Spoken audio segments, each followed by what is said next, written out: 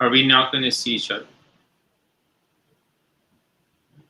Seems like we're live. Good evening and welcome to Diplomacy Broadcast News Game Day Live, coverage of the Virtual Diplomacy League's July game. I'm Adam Silverman and I'll be your host tonight. Joining me on tonight's live broadcast are Ali Adib and David Hood. Welcome, Ali and Dave. Hi. Hey there, Adam. How you doing? Great. David, you're the host of the Diplomacy Broadcast Network's Deadline News, which just released its first episode, I guess, earlier this week. Want to just give us a little bit of intro into that? Well, we decided that if we're going to have a network, we need network news. Who ever heard of a network without any news program? So we're doing a monthly news program. We did one that dropped into last week, and we'll do one about the middle of every month. We're doing headlines from around the world of diplomacy, plus feature stories about whatever the topic of the day is. So we're really looking forward to it, and we hope everyone will check us out. What was the main discussion topic of the first episode? We had a roundtable discussion with hobby organizers about the issues surrounding centralization of the hobby versus fragmentation of the diplomacy hobby. So we talked about the various subsets of the diplomacy world and how we can and should be able to coordinate better. It was a great discussion, I thought. Yeah, it was super interesting, and I highly recommend, if you haven't seen it, that you take it. We had the head of the NADF, which is essentially a face-to-face organization. Then we had two people that were sort of more on the online space, one involved in web diplomacy nexus and the other one on play diplomacy. Very cool. Ali, this is your first time joining us as a commentator on DBN, though I understand you've been on the broadcast several times as a triumphant board topper. Why don't you give us a brief introduction and tell us a little bit about how you got into the hobby? Sure. Well, I'm excited to be here for the first time. I used to be a risk enthusiast, but then obviously the game has issues that you all are very well familiar with. So I heard about this game possibly about 10-ish years ago from one of my friends, and then never was able to. Well, it took me a couple years, 4 years to buy the first board, and then I was never able to muster 7 people to sit down for hours to play with. And then I think there's something about Risk. It's easier to, like, I mean, first of all, it's 4 people. Actually, it's up to 6, right? But usually you can play a decent game with 5 people, and then the element of luck and other things, I think it brings other people into. I think with this game, there's a seriousness that requires extra bit of attention. So I think eventually, when I moved to Chicago, I found the club there, Windy City Weasels, and I was easily able to play a bunch of games. So from there, which was about 4, I think, years ago, I've been playing consistently. I would say maybe average 1 game a month or every other month. So pretty consistently, I would say, for the most part. I did have a big gap of 6-7 months of play when I moved down to California. And then with COVID, I'm back. So there's one good thing about it. Tell us maybe one of your favorite diplomacy memories of the last couple of years since you've joined the hobby. Best memories. I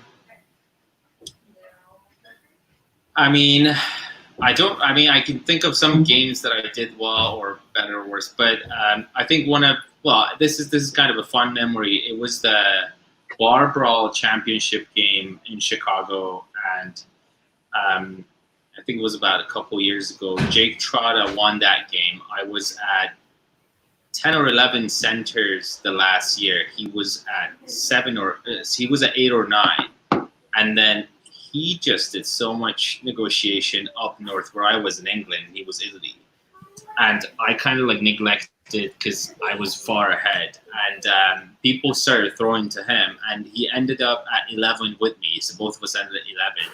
And he won because of the tiebreaker we had. That was, I picked the country before he did, the way we were picking countries. So I think that's a fun memory to remember, which took away the championship for me. But yeah, it's definitely stuck, as you can tell. Always good lessons, right? Yeah, definitely. Great. Well, so let's talk a little bit about tonight's game. So this is part of the Virtual Diplomacy League. David, do you want to tell us a little bit about background on what that is and exactly how that's organized? Well, I believe that Zachary Moore is in charge of that, or has put that together. And what that does is score the games that we have had so far in our virtual face-to-face world. Games that run in Minnesota, games run in Chicago, maybe some other places have been added on. Have been added together into a league. We've got some league standings to look at. And it's just another fun way to participate in the hobby and promote it here while we're all under these lockdown restrictions. So, as you can see, there's been a lot of different players who have played so far in these virtual face-to-face games. I should point out this does not include any tournament games. So virtual DixieCon results and virtual Boston Massacre results are not included in these. So these are sort of the one-off games instead. But it's just kind of a fun way to tie these games together and just make it more exciting for everybody. And there's been about 10 or so games, right, so far prior to this one that have been scored on this league, these league standings.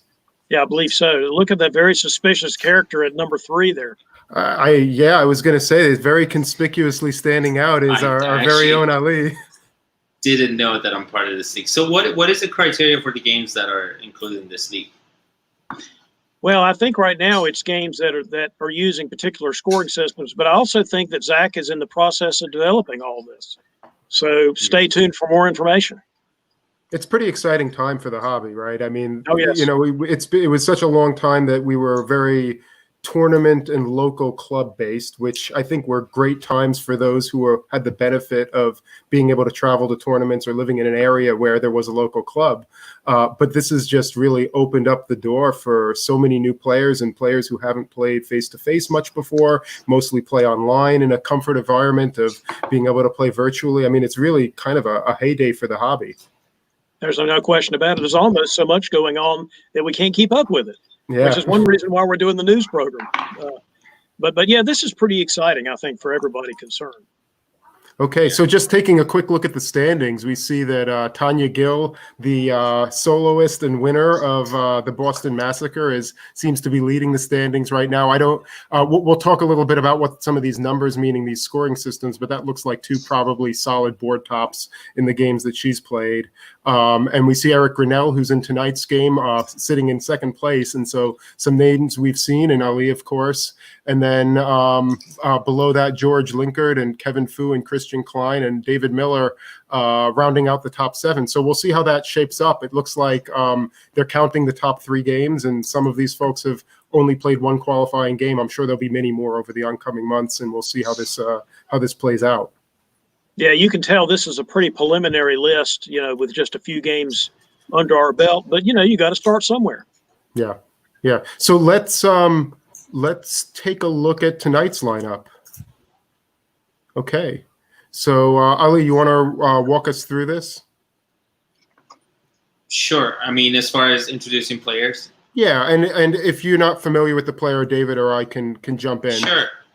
I've played with Eric Grinnell, and for better or worse, he's quite a savvy player. He's very good at tactics, very good, effective liar, and it's quite interesting to play with him.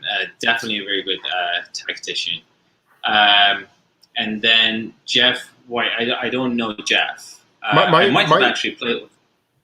My understanding is Jeff is a player from Minnesota area, and I think this is his first game being played with this group. I think he's played Diplomacy before, but this is his first time playing with this group, so it'll be exciting to see what he comes up with. Right. Yeah, that'd be interesting. Chris Kelly is Weasel from Chicago. I've played with him many times. He plays a good England, and he's an interesting ally. It's funny. I think he's his own island in the category I would put him in Chicago. He's not the old guard. He's not the new guard, and he's a good player, and sometimes does things that I don't quite get. One time he worked with me for so long, I was surprised, but he did. Eber, a newcomer to Chicago Windy City Weasels as well. Another Weasel. He has a great understanding of the map. I would say he's hard to read. He's lied to me before, and I couldn't tell, and I was very sure that I know that he's telling the truth. And I think it's worth noting that he's only in high school and he has a great understanding of the map. I think one of my insecurities around him is like he's so good with the map. Sometimes I think like he might not have played as much as me, but he probably understands the map better than me. John, I don't know. Do you want to talk about John? Oh my goodness, you may be the only person that doesn't know about John, and you're about to find out. John is a guy from obviously he's a Scot, lives in British Columbia. Plays a lot of tournaments, particularly on the West Coast, and is sort of the hobby comedian. I would say. As I said on another broadcast, he's the only one of this list that's ever borrowed my car. So there you go. Right. Did he crash it? He actually brought it back in one piece, but that's probably because his daughter was driving it instead of him. Oh, right. Okay, and then in Russia. Right.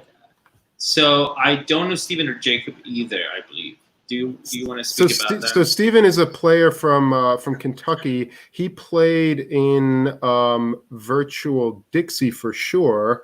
David, do you know, was that his first tournament? Yes, it was. In fact, he was one of the early registrants for DixieCon this year before the COVID. He was so excited about coming to his first face-to-face tournament, and then it got canceled on him, and then it got uncanceled.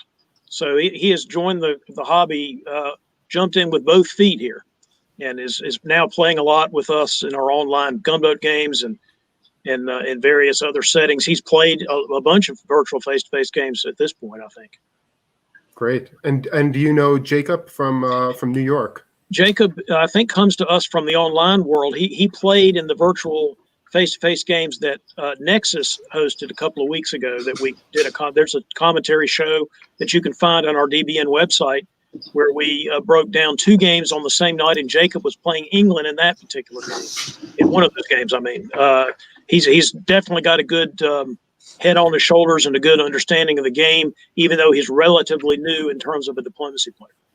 So we've got a pretty diverse group tonight. We've got, it looks like a couple of weasels, but it looks like a lot of these players probably have never played on a board together, which should make this a really interesting dynamic as they get to know each other and try to figure out each other's styles of play. I think that's definitely one of the benefits of the times, because people don't have the option of face-to-face. They come together in all different mixtures, and that's been quite a good thing, I think, for the hobby. Mixture of people more often than you would see in tournaments, because tournaments are once in every while, but this could be literally every other day. I should point out before we leave this screen that the numbers over on the right and the letters stand for tops, survivals, and eliminations. And that's for the games the games in which they've played so far in the Virtual Diplomacy League. So Eric's score means that he has one board top, 3 survivals, and 0 eliminations so far. So while we're on that topic, there's a scoring system being used in this league that is the tribute scoring system, which was devised by Brandon Fogel, I believe. And maybe we should talk about that. And, you know, people play to scoring systems to different extents. And as we're following the game, we might, you know, talk about that a little bit more. But just at a high level, David, do you want to give an overview of what this system entails? Well, in a similar fashion to some of Squares or Carnage, the system rewards the person with the total number, with the highest number of centers at the end of the game.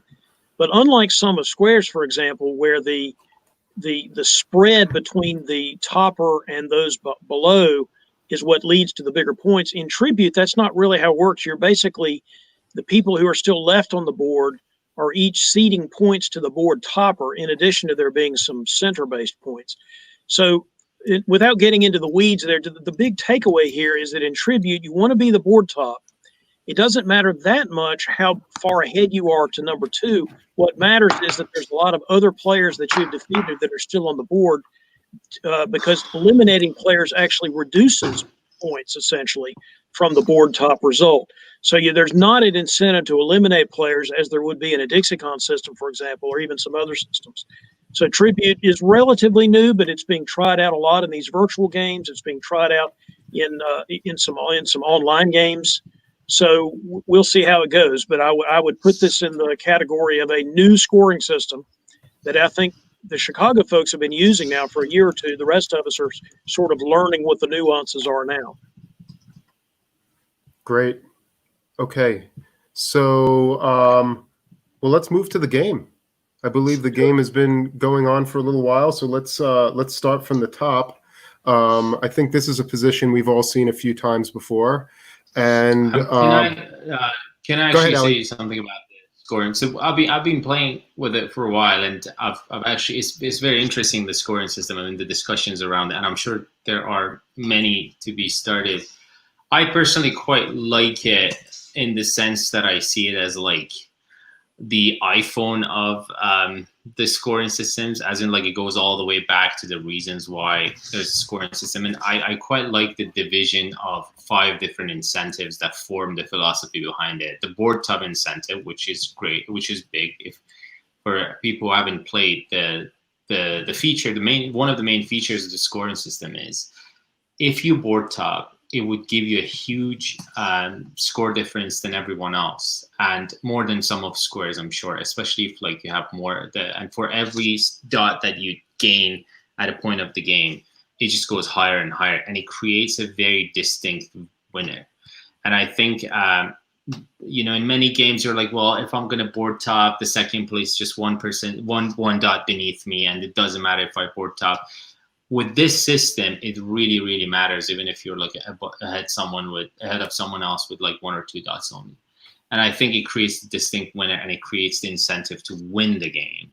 And it's not just, you don't just have to do solo to do that. You actually have a different type of incentive. And then there's 4 other types of incentives that are built into the scoring system: survival, growth, dominance, and balance of power. And some of them tribute to others, and it's an interesting. I recommend reading about it on the windycityweasel.org website. On their resources, you can go and take a look at the tribute scoring system. And there's an in-depth article about the analysis and the math behind it that you can actually check from that link. And I've heard arguments. Well, I've heard naggings against it. I haven't quite heard like convincing arguments against it, but it would be interesting at some point to hear more about it. I think there's a time-honored tradition in the diplomacy hobby to argue about scoring systems. So I've never heard a scoring system argument in my 30+ years. That's right. That's right. So I'm sure we'll hear plenty positive and negative as time goes on. And the reality about scoring systems is if you're playing in a game, you know what it is, and you can make the choice as to how much you want to play to that, or you just want to play your game. And there's definitely differing philosophies about that as well. So without further ado, let's break down the game. Let's see. I don't know that we have anything to talk about this position because it's one we've seen so many times before. But let's take a quick look at. Let's just remind ourselves that the players we have: Jeff Wyatt in England, Chris Kelly in France, John Jameson in Italy, Eric Grinnell in Austria, Jacob Faber-Rico in Turkey, and Steve Hogue in Russia, and Eber Kondrel in Germany. So let's take a quick look and see how things opened up. Whoops, sorry about that. Get this with the orders. There we go. All right. Ali, do you want to break it down? Sure. So starting from Turkey, typical bounce in black. I'm a little surprised by the Smyrna move. I wonder, again, something I would want to say before starting talking thoughts is when I played, and I've played often when other people were commentating and I watched commentary later, there are many, many times that because they don't know what the negotiations are, they get it completely wrong. And it's completely normal and it's understandable. So I may do the same. I may completely get it wrong because I don't know what's been going on behind the scenes. So I just want to acknowledge that before I start. But yeah, I mean, it seems like maybe, I mean, I don't quite get why Smyrna would go to Ankh because it typically goes to Armenia if it's open north or going behind Khan. Anyway, it did. And Jacob is a newer player, right? Yes. Okay, that may explain it. Yeah. And then Russia, very typical opening. Austria also typical opening, going for Greece immediately. It seems like there could be a key Lepanto with Venice going directly to Trieste, and the move to Apulia, and the typical opening to Ionian. And in France, interesting opening, very trusting, lots of trust between England and France, it seems. I think Marseille just covering Burgundy, and then Paris going to Gascony to make sure Spain is guaranteed, and Portugal as well by Brest going to MAO for England.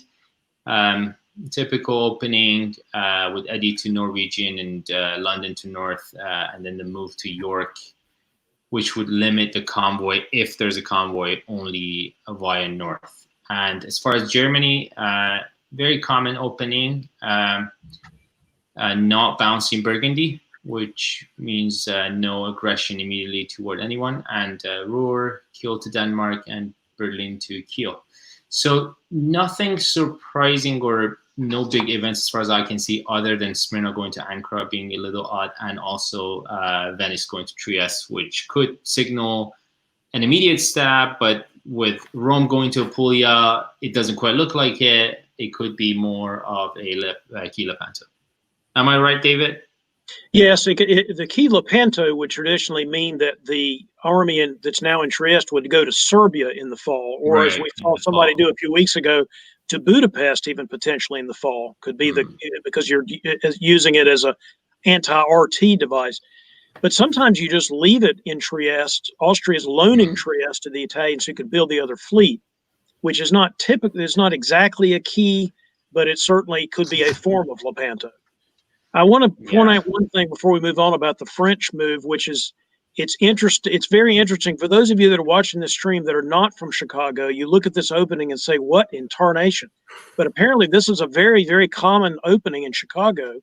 And I had literally never seen it before a few weeks ago or a few months ago. Never seen anybody open France like this. So it's a very, it is Chicago, an interesting, right? Go ahead. I'm sorry, Ali. No. Sorry, I think I don't think it's a common one in Chicago, but I'm sure I've seen it. But I wouldn't say it's one of the most popular ones. But I've seen it. Yeah, I wasn't trying to say that. I guess it's just it is a known quantity in the Chicago hobby, in a way that I've never really seen it done anywhere else. I'm not saying it's a bad opening. I'm just saying it's unique. You know, traditionally the question with France is, do you in fact send both units to Iberia or not? Or do you try to get a play on Belgium, or do you try to do all three? This opening with the guy going to Gascony is relatively passive, which at some points in hobby history would not have been the way France was played. In fact, very unusual for France to be passive in the beginning. But I think some of the hobby meta has changed on that point from the way it was before. Right. I want to add a comment about the Smyrna move, since Ali, you pointed that out, and I agree that's not something you see often, but I think there actually is a reason for it, and I think the reason is when Smyrna moves to Constantinople, which might be the more normal move in this situation, then the fleet is basically plugged into Ankara and has nothing to do but go to the Black Sea in the fall. Mm-hmm. From the final position here, which I'll show in a second, now there's an option. The fleet certainly can still go to the Black Sea, but there's also the option for the fleet to move to Khan and the army to move up to Ankh in a way that does not aggravate the Russians, thereby allowing Turkey to immediately get the two fleets into the Med, right? As opposed to if Smyrna goes to Khan, there's really nothing for that fleet to do other than go back to the Black. So it's a pretty pro-Russian opening, I would say, and it's sort of saying I'm feeling things out, but I'm not quite ready to commit not to going to the Black immediately. But on the other hand, depending on how things go and how my negotiations go, I want to leave open this possibility to get my fleets out quickly.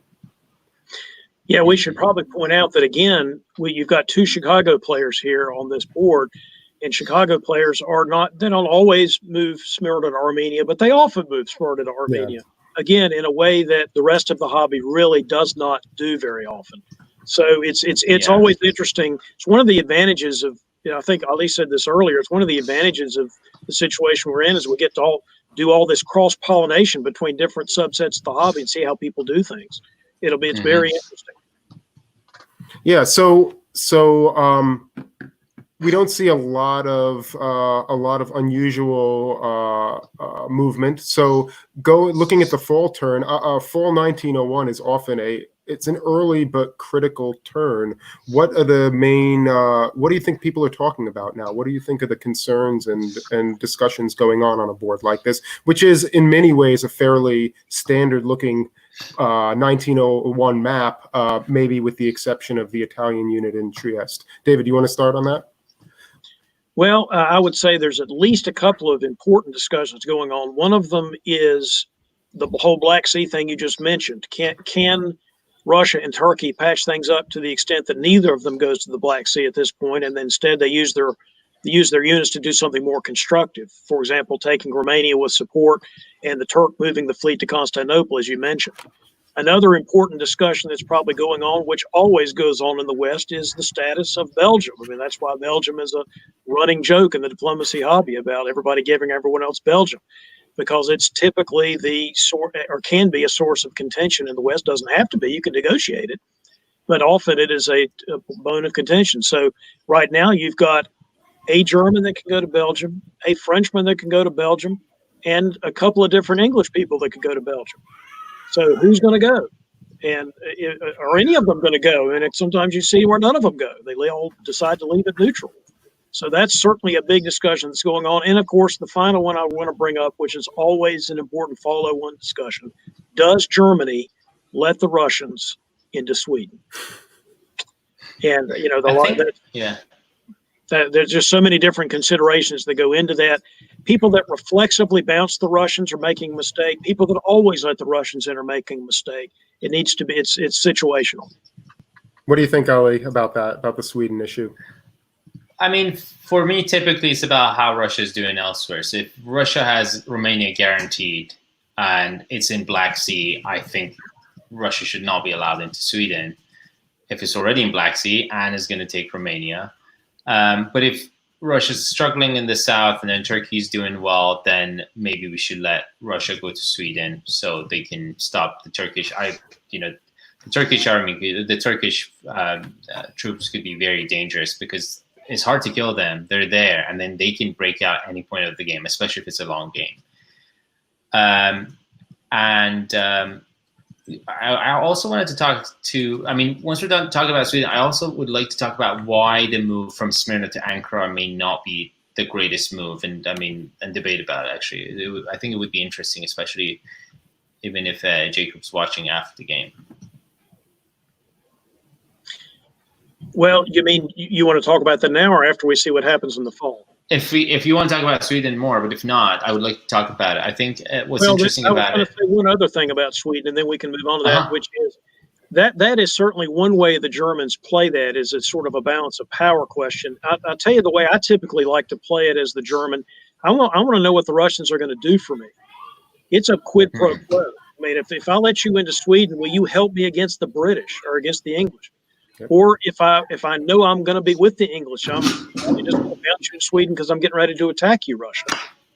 To me, that's a much more important consideration when I'm playing Germany than how Russia's doing in the South. But I totally recognize that people who are a little more into the whole balance of power way of looking at diplomacy would look at it in the way Ali just said. I'm more interested in just operationally. Can I work with the Russians to get the English? And if not, if I'm going to work with the English against the Russians, then I'm probably bouncing.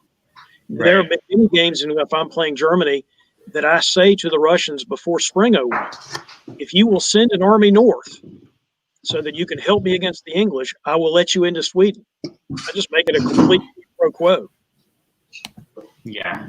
Although you can also argue that Russia in fall 01 can promise and may not execute, although it would be a bit of stretch for Russia to move immediately after Germany if Warsaw is still in Warsaw or if Galicia is not secured. Yeah, I mean, you see it sometimes, but it sounds like a pretty bad idea. Mm-hmm. But if you want to talk about Ankara for a minute, I mean, I think Adam was trying to give an argument for this move.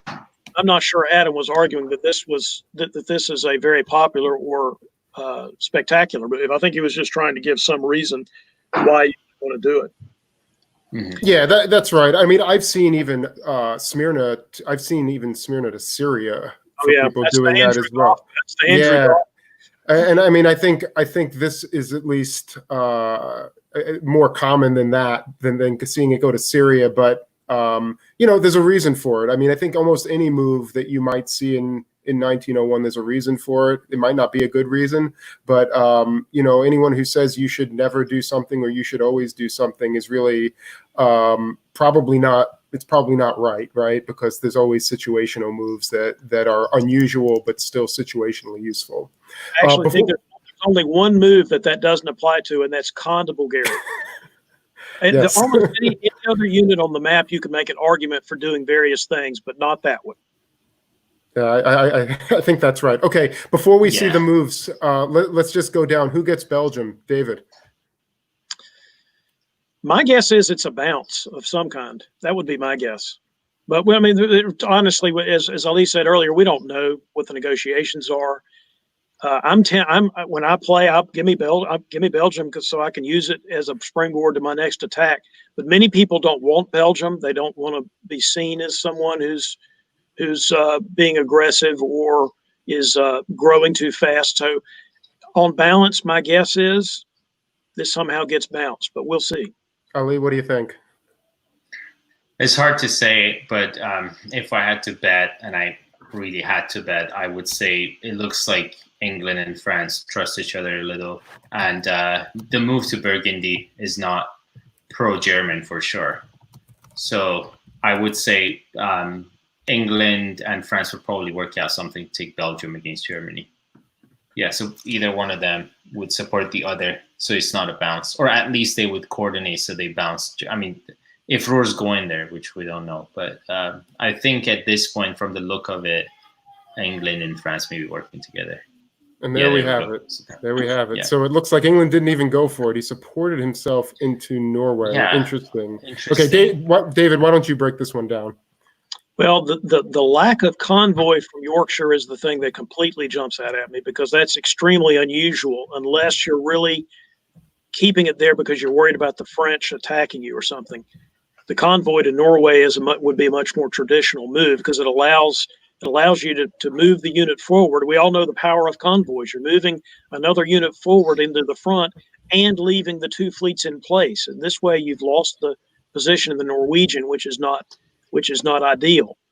And look, there's a bounce in Belgium, interestingly. Otherwise, let's see what's going on in the south here. The Russians pretty much do what you would expect. The Italians have decided to pull the trigger here. Who needs Tunis when I can just keep Trieste for myself and I can go to Albania with the convoy? Look at that. And the Turks do exactly, Adam, as you suggested, they might want to do, which is not go to the Black Sea. Russians are going to go to use it to support to Romania. So instead of going to the Black Sea, I'll make peace with Russia and move my units around. And now I've got a fleet in Con and a fleet build in Smyrna coming, most likely. Mm-hmm. So interesting. We've got, potential RT rumblings there a little bit. And we've got the Italians deciding that the forward position against the Austrians is too good to pass up. It's a daring move and an interesting one. So interesting that Germany decides to go to Belgium rather than covering Munich, right? That's always the devil's dilemma in this position for Germany. Yep. Although it's also possible that they worked at an agreed bounce. Mm-hmm. Because if the French renege and the Germans go to Belgium, Germany doesn't care that the French just took Munich because you're building two anyway, and you kick him right back out. So I think German players worry about Munich a little bit too much. Like if there's an Italian in Tyrolia, do you really forego a build or forego a position or something to cover Munich? I would argue no, you don't. You just root them out. Yeah, but it could be used as leverage. I mean, I've seen Italy move to Tyrolia and from there going to Munich and just leaving a unit hanging up in the north alone and just bugging people and basically using it for leverage. And same could happen here. Even if it's kicked out, it can go to Silesia and then uses leverage against Warsaw, uses leverage against Berlin being vacant or moving. So, I mean, I know that it's kind of like not a deal breaker for Germany necessarily, and Germany can still have a good game if it loses Munich early on or at some point, but it could be a hindrance. Yes. So what? I think. Yeah. Go ahead, Ali. Sorry, I think I want to say something about the army in Ankh. Actually, a benefit that it has at this point is that Turkey, if that army was in Khan, which is a typical move, then and it couldn't move out, then Turkey could only build one. Well, could build a fleet going west, and it would be only one fleet. At this point, it could be two fleet going west, which gives them advantage if they're an RT. At the same time, if I'm Russia, there's an army in Ankh. Unless I trust Turkey, that's not the first thing I want to see. But again, it's year 01, and there's two Turkish armies. There's not much you can do about it. But I think, even though I first thought that move may not be the best, I'm thinking this could give a little bit of an advantage to an RT, given they can move forward with two fleet. Well, if we see the fleet build, I mean, that says RT all over it, right? I mean, I think that we have to sort of guess that that's what's going on if we see the fleet build in Smyrna at this stage. I'm curious a little bit about your thoughts about the Italian decision to do what he just did. I mean, in some situations, this could be a great move, and in some situations, this could be a terrible move, right? And so, what would make it one or the other? I would think that seeing what the Turks did is not going to make you happy if you're playing Italy here and you just did what you did. Yeah, that would be disappointing to John if, in fact, he paid attention to what anybody else on the board does. Right. But again, as almost official hobby comedian, I'm not sure he would pay attention to that. And let's be honest, he has given us a very interesting move, and that's kind of what he thinks his job is. So mission accomplished, John Jameson. All right, let's see the builds. Wow. How about that? Germany and France waves one. Oh wow! This is quite interesting, right? This is quite unusual. What do you make of this? From what I know about Chris Kelly, and Ali, you can jump in here. That doesn't the wave doesn't totally surprise me, because he doesn't want to get out way ahead or even make it look like he might be threatening. This is exactly what I was saying about Chris. He would do. That's why I think he's his own island in his style of play. Yeah.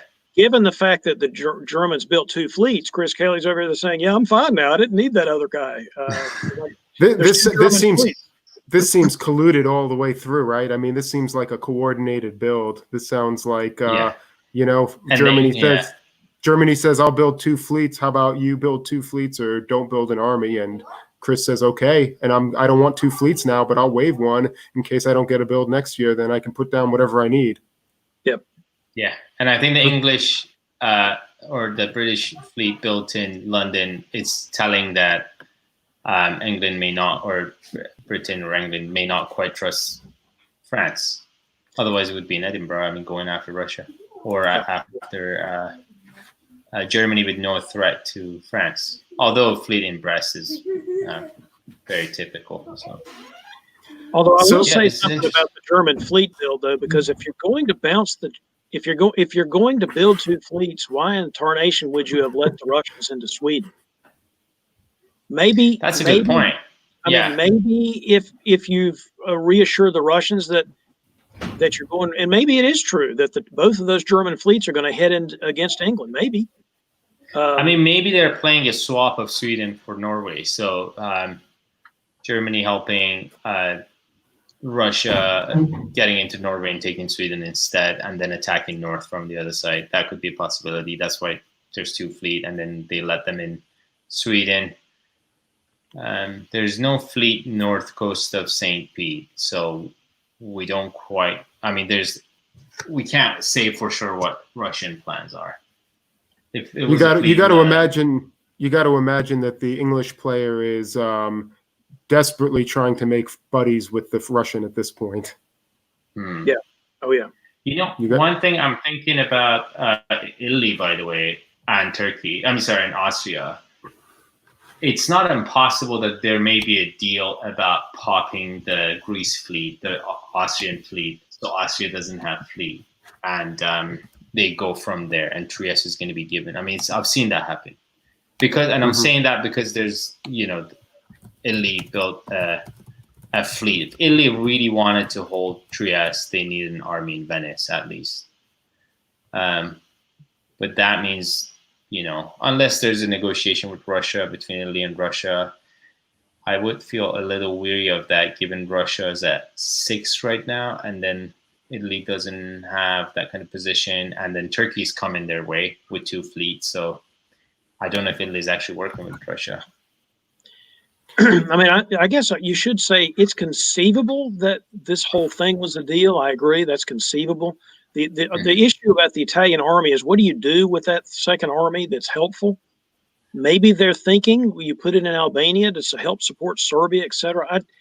As opposed to that, I think if they was A and I was working together, I think you send the fleet into the Aegean in the fall turn instead, to get that position, as opposed to the army. You can, if you're going to kill the Austrian fleet, you could always do it in the fall of 2002 or something. I think we're stretching to try to explain that John's doing anything other than just being John here. All right, let's see what happens. So, yeah. All right. I see. Okay. So maybe I'll take this one. So let's take a look. In the West, the English convoyed into Belgium. Is that with support of the French? Yes. How interesting. And then held in London while the French moved into the English Channel. So this could be a place for that army to go to die, or this could be some kind of strange agreement between the French and the English. How unusual. And we'll note that the Russians and the English didn't do anything up north. The Russians just moved to Finland to set up to support Sweden, which isn't necessary because the Germans just pull west. So we're sitting with fleets that may not have an easy way to get out. Interestingly, and then the fleet moves in Germany are also kind of fascinating. Berlin going to Kiel. I think that's what you were talking about, Ali, isn't it? The Germans moving the fleets against England alone. I think that was what you were suggesting. I think you were right. But I was thinking maybe Berlin would go to Baltic, and then Sweden would help Sweden. They can do coordination. Kiel could go to Denmark. Denmark goes to Skagen. They try to put Sweden in Norway, and then Germany backfills from Baltic in the fall. That could be a possibility, but it doesn't look like it. I mean, they could have put the Russians in Norway right now if they wanted to. They just hit the North Sea. Yeah. I mean, they could do it right now. Yeah, very interesting set of things. There's no question about it. I guess one other thing. I guess as we walk around the board, I also want to point out the impotency of the Turkish moves. Really, just a strange choice of orders by the Turks there. What do you make of that, David? I assume that somebody said to the Turks, "Go to Serbia. I'll support you there." It's hard to imagine what else could be happening there, unless, honestly, maybe there was some deal where he talked to the Italians about taking out Greece, and so Serbia had to be hit to cut support. No, the Italians hit Serbia. I don't know. It's not a very good idea. I think supporting yourself to Aegean is what we were all expecting. Or go put one on each, right? And you don't want to be in Serbia. Yeah, as Turkey, you don't want to be in Serbia when you're going to have to rely on other people's support. Yeah. So that even if Bulgaria was going to Serbia, it should have been followed by some army going to Bulgaria, a Turkish army. And this way, Turkey is at the mercy of others. And I think it's worth noting that none of the Turkey basically lost the season by not moving they're all red arrows. Yeah, that's why I was thinking you support Khan to Aegean so that you can move the army over to Khan. That was my thinking. But again, we don't exactly know what he was told. I do want to say one thing about England before we leave it. I think England just got snookered, as we say down here, because Going to Belgium, that's not a defensible place, and he's just lost his most defensive unit in England. The French are clearly coming, and you got to leave that army in England to play defense with.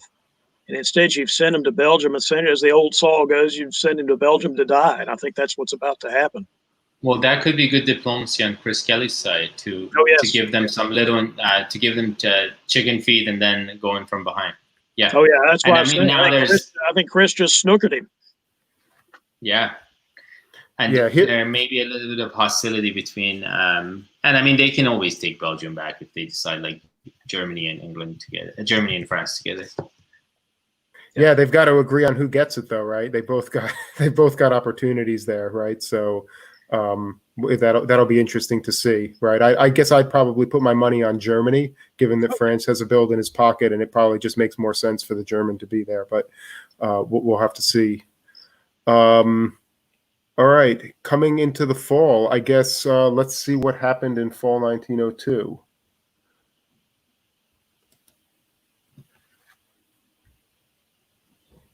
Wow. David, you want to break it down? Well, the first thing that jumps out at me is every single one of those red arrows the Turks had in the spring is now same orders. Ineffectual moves versus effectual moves. I think we've just seen that. I think Jacob's basically sending us a message. He's like, "You guys think you're smart? You think you got me? There you go." Well, I mean, obviously, I'm in Serbia, I'm in Bulgaria, and I'm out in Aegean. Yep. And Russia's in Black Sea, which doesn't look very good for Turkey, but. Now Turkey and Serbia is now dependent on Russian support to hold, while Russia has a unit in Black Sea. So Turkey very much is putting themselves at the mercy of Russia. True, although they get a build out of it. Yeah. But then they can lose Serbia easy, and Bulgaria is very much threatened. Well, I think it really just depends on which way the Russians are going here. I'm not sure what the point of supporting the Turks into Serbia if you're just going to stab them immediately the next turn. But I guess we'll find out. But look at what happened in Belgium. The English guy did go to Belgium to die. Look at there. Yeah, and they really guaranteed the PIF by Burgundy to Picardy and Gascony to Burgundy. So there was really just no hope there. And now, of course, the Black Sea falls, and we have since that army is out of England, Liverpool is just a walk for France next year. Yeah, Norway's gone now. Yeah, so that was just really rough. Hold on a minute. Now, hold on before you keep going there. Well, did they already retreat to Skagerrak? If Norway had just retreated off the board, they could have rebuilt. That would have been a great defensive move, just to retreat off the board, build an army in Liverpool, and say, "Hi, it'll take you longer to kill me now." Yeah. But obviously, good coordination between the Germans and the French. And then the Germans and the Russians are not getting in each other's way in the north. It'd be interesting to see now, after the English carcass is fought over, who stabs whom in the west. Yeah. Let's talk about that move to the Black Sea, because I think that maybe is a little bit surprising if we kind of think about what the likely dynamic on the board is right now. What do you think is going through Russia's head that makes him decide to do that, and how does Turkey react to this? Well, one thing about the Russian-Turkish alliance going forward, and I know people don't want to talk about alliance play anymore, but it's still relevant, particularly in 2002. The Russian fleet is a source of instability and is usually a useless unit. Mm-hmm. So there's a couple of ways you can deal with that. One is to actually kill the Russian fleet. In other words, you put it into Khan in the spring of 2003, and then you kill it. And then the Russians rebuild it somewhere. Another thing you can do is send it through Khan into the Aegean and actually have a Russian Mediterranean fleet, which is not something we see as much in today's hobby, but we used to see it a lot in the old days, where the Russians and Turkish alliance would actually use that Russian fleet for something constructive. So it'd be interesting to see if Steve has that going on. Steve's a relatively new player, so he probably doesn't know about that little arrangement, because most hobbyists don't know about that little arrangement. But I would guess that Steve has told Turkey that he's going to do something constructive with that fleet. I mean, Turkey's building, so it's not an immediate threat. So maybe they've got that worked out. Actually, Brandon's actually made a good point on the comments that I missed, which was that North Sea was being taken by the Germans. Why didn't the British or the English not only disband Norway off the board or retreat Norway off the board, but also North Sea? Then you build 2 armies. Build 2 armies, yeah. Which would be way more defensible. I just got finished playing a gunboat game where I did exactly that. So had 2 armies in England, and that helped me defend for a lot longer. I was in that game, David. Oh, I forgot. Yeah. You lived to the end with, I think, 2 or 3 dots. I think 2 dots. You survived because nobody could kill you. Yep. Would have been really interesting to see that. Yeah. We can also see an army show up in Sev right now. So an army showing up in Sev would be pretty anti-Turkish, I guess. Yeah, it's possible. What does Turkey build? What does Turkey build here? I mean, given that Russia just pushed them into Serbia, if they don't quite know the disadvantage they have against Russia, Russia may just ask them to build another fleet in Smyrna, which would be ideal for Russia, slipping a surprise army from Sev to Armenia and then trying for Ankara. Because a fleet in Smyrna is useless defending Ankara. So if I was Russia, that would be my plan. I would say, like, hey, Turkey, I'll put you in Serbia. Would you build another fleet and go, there's an opportunity for you to take Greece because, you have 2 on it. You just go to East Med, you tap Ionian if they're working together. I mean, and then at this point, Turkey can take Greece anyway. So I could be swayed that. There you go. Is that what happened? There we go. There we go. But there's no army in Sev, which is... No. Army in Moscow, the most equivocating of builds, right? Yeah. Okay. You don't know where it's going to go. Definitely not going north, because why do you need so many armies up north? And we see the French Army Brest. I think we probably can guess what that's going to do. And similarly, the German Army Kiel, which maybe has something similar in mind as well. So let's see. That is interesting, though. Now, 3 fleet by Russia makes sense because they want to have a line of convoy, which they did use. So let's use north. Yeah. So let's break this down. Ali, do you want to break this down? Sure. I mean, it seems like Germany definitely had a plan by building 2 fleet. They have now a support for North Sea to hold that unit so they can convoy from there or via that fleet there. Holland's going up north, having the security of an army in Belgium, and Holland's completely not threatened at all. And Russia goes south to Sev like we thought he might, and he tried moving Romania to Ankara. Wow. I should say those are my favorite convoys, surprise convoys, one way or another, whether Turkey's doing it against Russia or the other way around. I quite like those. And I think a lot of people just don't see it because it's a convoy. And then on the other hand, Chris Kelly is being Chris Kelly again. I think he's taking just look at the 2 armies moving to Albania. I don't know if you guys see those 2 big red arrows over the map. That has become a thing. It was done in both the other virtual tournaments. People doing joke moves to Albania. There was one game where a lot of units moved to Albania at the same time from all over the board. Yeah. Why Albania? You'd think they might. Albania? What do you got against Albania, Adam? There's nothing wrong with Albania. It's a perfectly legitimate place. If I want to send a message, I might send all my units to hell.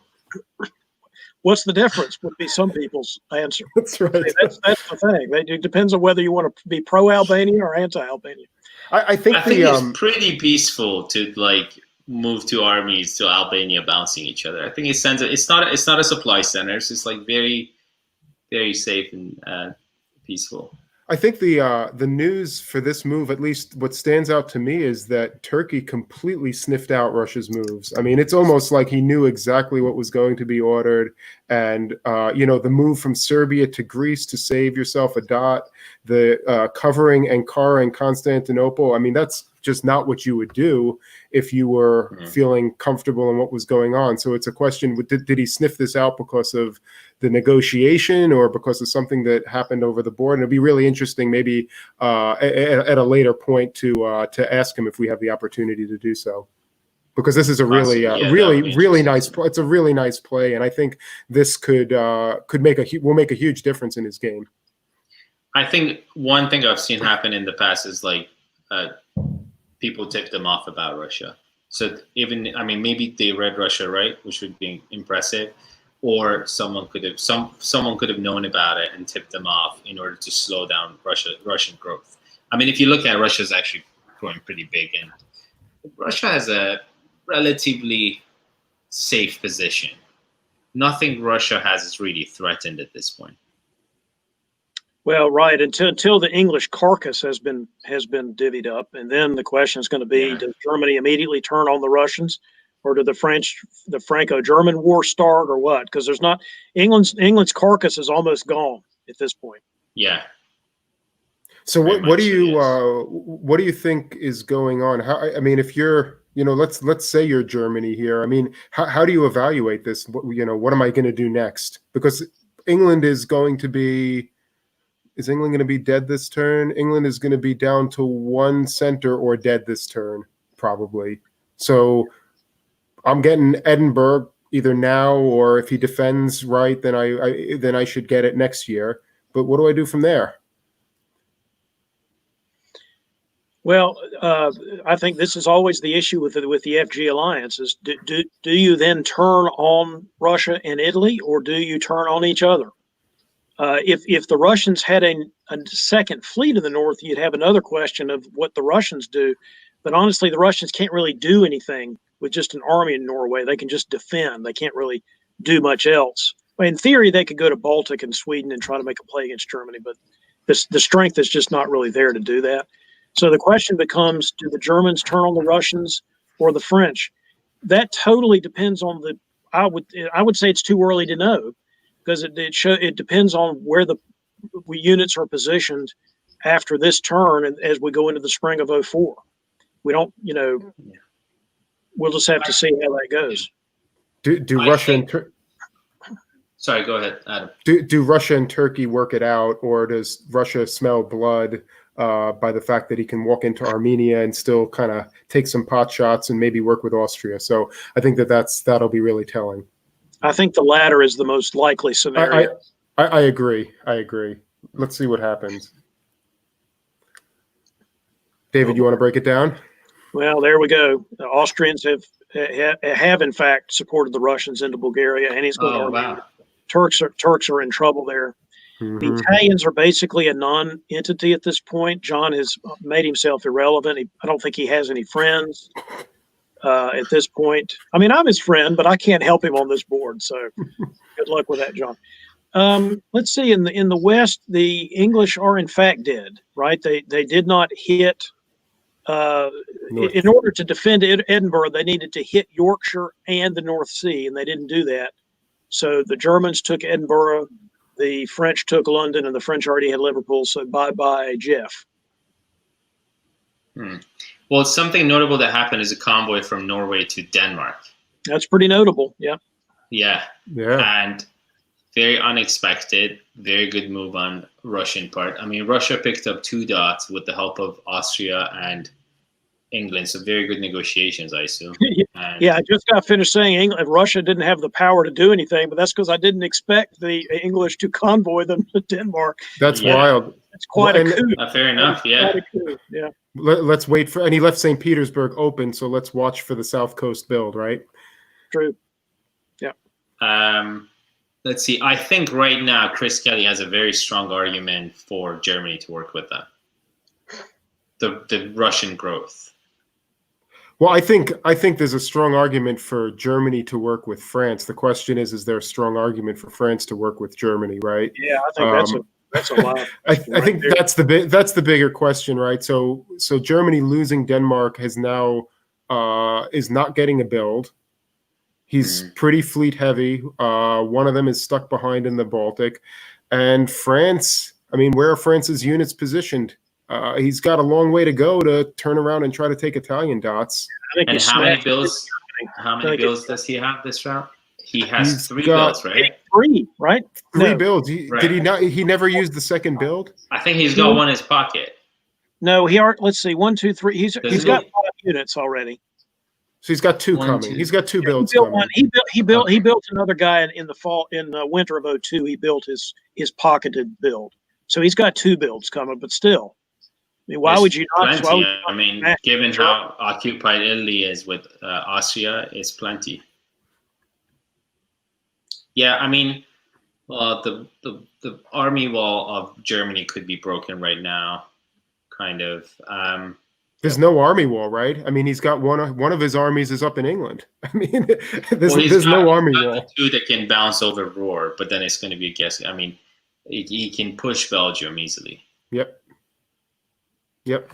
Okay. So although then, I mean, there's things that can happen. Like Munich could move to Burgundy. Burgundy goes to Belgium. Then suddenly a German unit is in Burgundy. That's going to be a mess. And I think, Picardy could be the mover, but both supports he could get. Oh, actually, never mind. There's no. He's going to put an army down, right? He's got to put an army down in Paris. So I think the Burgundy is not so much an issue. But let's see where this goes. I guess we are bidding a fond farewell to the English player after this term. So, Jeff, it was a good fight, and sometimes this happens, and hopefully it was a good experience, and maybe we will get Jeff on at some point to talk about it if we can get him on. And to their credit, they got attacked by 3 powers, so there's not much you can do. He could have slowed it down some with some more savvy defensive moves.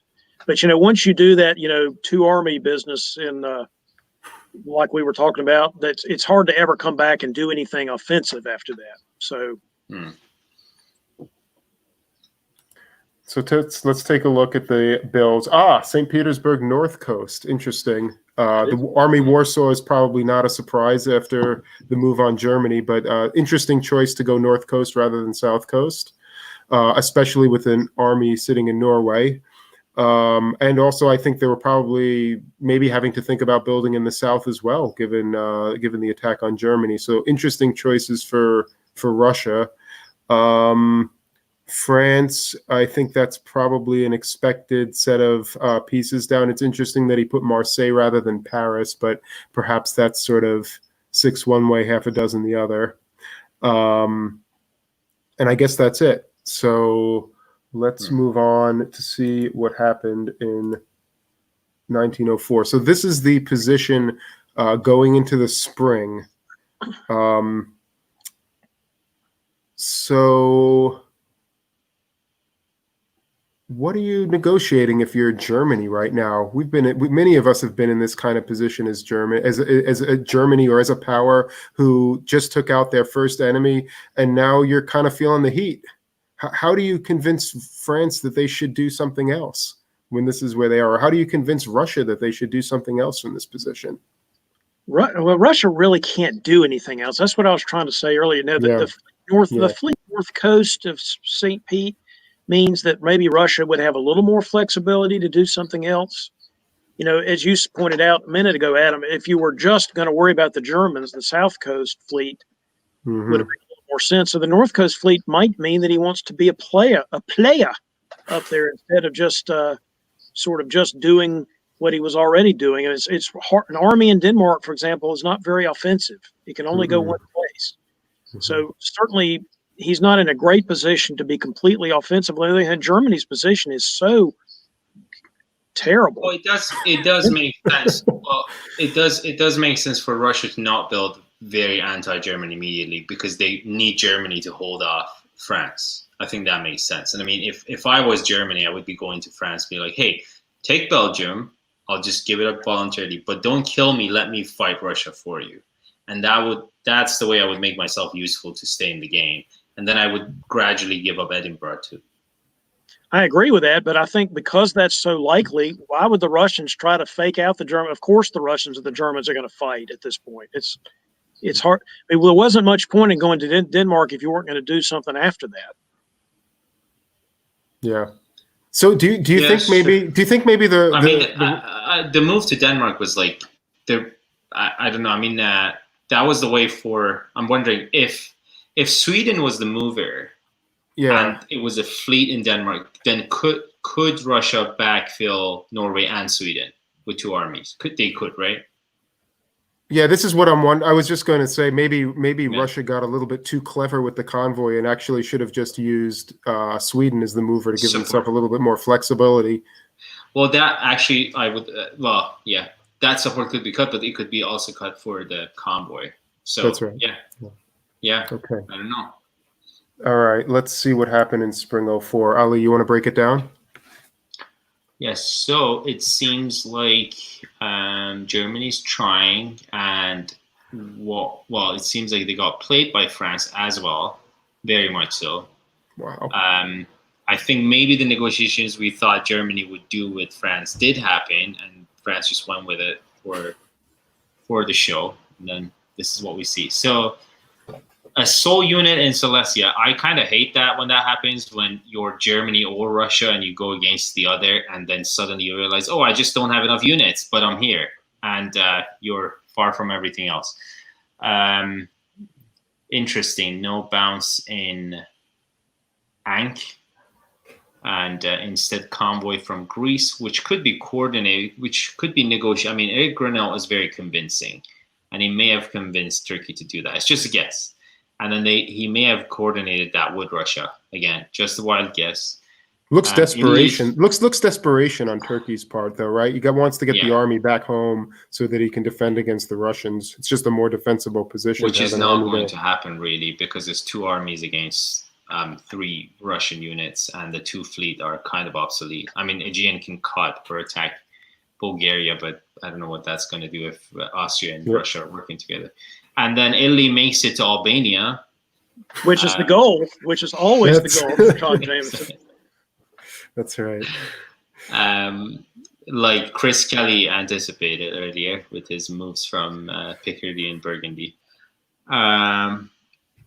I think the Russian moves are as expected. Hey, you guys don't make these comments. You're going to mess up we don't know what's happening yet. So don't start talking about the game. What game?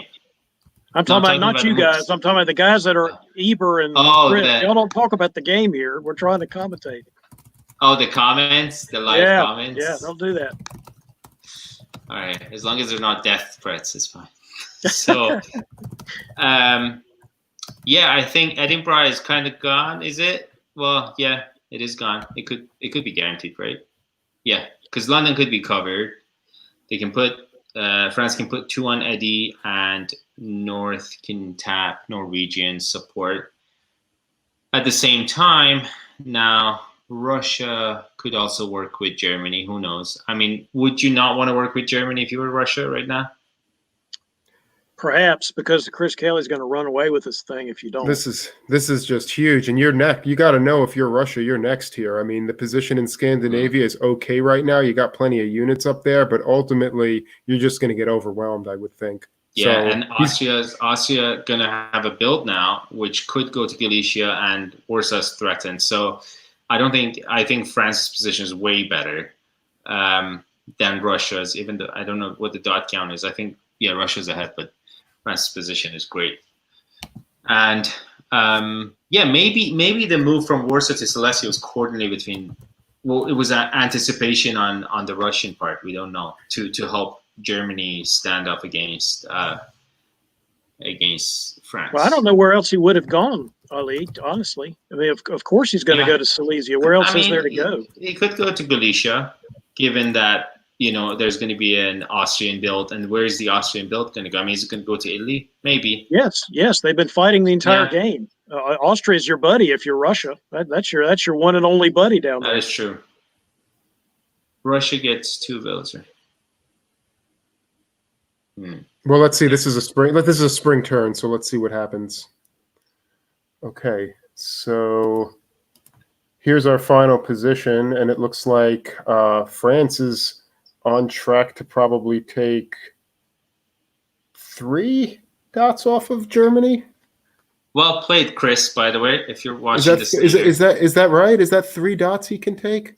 It looks like he could, Eddie. Belgium, and is he's Eddie in Munich.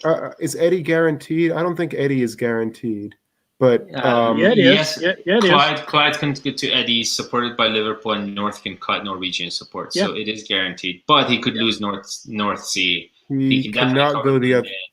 He cannot go the other way. Yeah, yeah. So wow, I don't think you Wow. worry about losing the North Sea if you've just taken 3, though. probably not. Yeah. It's going to be Probably. vacant anyway after this turn. Belgium is guaranteed. Wow. Is that the moves? He didn't do it. That is left remarkable. Munich. That is interesting. He went to Bohemia, That's also the being Russians Chris took- Kelly being Chris Kelly. and the Um, Russians took Munich. Well, I guess if you want to get on the other side of the stalemate line, that's one way to do it. Fascinating. And Belgium's just there. I'm Well, surprised it's- Burgundy and Picardy didn't go to Albania again. Well, I guess they did. I guess the Germans and the French did what you were talking about earlier, Ali, which is worry about the Russians more. Maybe they were talking about it before this turn too. Like all of the moves were coordinated. It looked very much like a stab. If I'm Russia, I'm looking at that. But then why give Russia Munich? I'm not sure he guess- was giving it. Maybe that was a lucky guess. Possibly, or just like Russia didn't have anything else to do. Yeah. Yeah, who knows? It's what's Russia at now? One more dot here. Oh, Lost did Russia- no, they Denmark. didn't. Lost Denmark. Lost Denmark. But picked up So- Munich. Picked up Munich and Yes. picked up Ankara. So I think that the Russian should be. Is Ankara new or was it? Yeah, it is. It is. It's, I- They're I- at 10.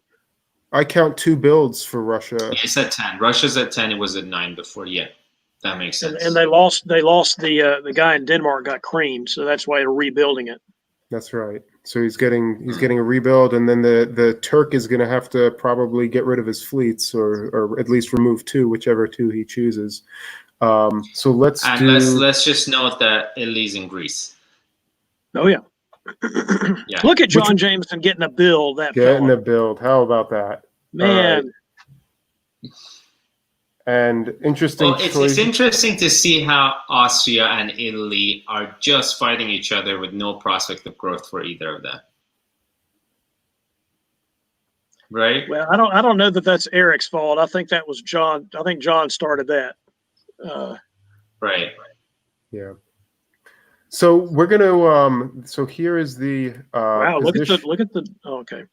Go ahead, Did you- David. I was going to say, did you do the? Don't skip the builds. Let me see the builds a minute. Okay, let's go back. Because didn't the Turks get rid of their army con? They sure did. They did. They kept Aegean, which is an interesting choice. Maybe they're going to try to puppet to the Russians. Janissary. Oh. Yeah. Well, Yeah. but why not get rid of Smyrna? Keep both fleets. Yeah, that would be better if I'm That's- trying to Janissary for Russia. Yeah, that's true. Okay, here's the spring 1905 position, and we're going to take a brief break to throw in a plug for an upcoming virtual event. Let's get that queued up.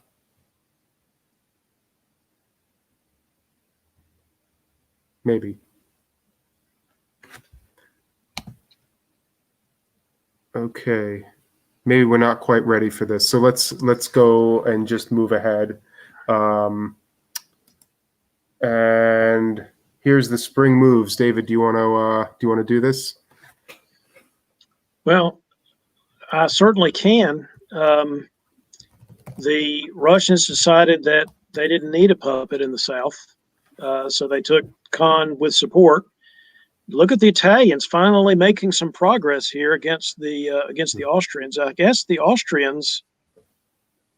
Not sure exactly what Eric was doing there. Maybe he was convinced to try to do something else, but he certainly didn't defend himself very well. So the Austrians have lost 2 there to the Italians. The French army that the French were probably pretty happy about getting so far advanced into Bohemia is now dead because of the moves. So I guess maybe that's why Austria went to Tyrolia, so that the French army would have nowhere to go and it would just die. which is just an interesting situation. I guess maybe Chris is wondering now if he should have just taken the German stuff out instead of this, goopy goop movie made, Statue of Liberty play or whatever it was to get into Bohemia. Interesting. Germans did take Sweden. Yeah, it's That's really pretty interesting that now after 4 years of not saying much about what Italy's doing, Italy is now quite in this game, it looks like. Well, I mean, that's because You the see, Austrians David, did what they did. They didn't have to do that. They could have defended themselves, but they really didn't. Still John's fault, right? Yep. Everything is. Always, right? Indubitably, yeah, indubitably. That's what I'm getting from David. Yeah, we're gonna go with that narrative, by the way, throughout the broadcast. Okay. I'm comfortable with it. It's a true narrative. It's amazing to see Russia with 3 northern fleets. And Russia gained 2. Yeah, Russia got 2 dots. and he had put another viable again. He put another fleet up in the north. I had imagined that this is France slow playing the situation, and those German dots are going to be there for him when he wants it. And it even looks like Germany's probably agreeing to let him take Eddie behind him. So why fight for him when you can just walk into him, right? And let's see. At some point, I'd imagine that's going to happen. But let's see how that plays up. But I think at this point we do have our little advertisement for next week's this coming Sunday's game. This is actually the Weasel Royale Championship game, which is being played this Sunday by the top 7 Weasels from Chicago. I think, Ali, you're playing in that game, right? Yes. Okay. DBN will be covering this on Sunday, so I hope you will all tune in. And here's a quick preview.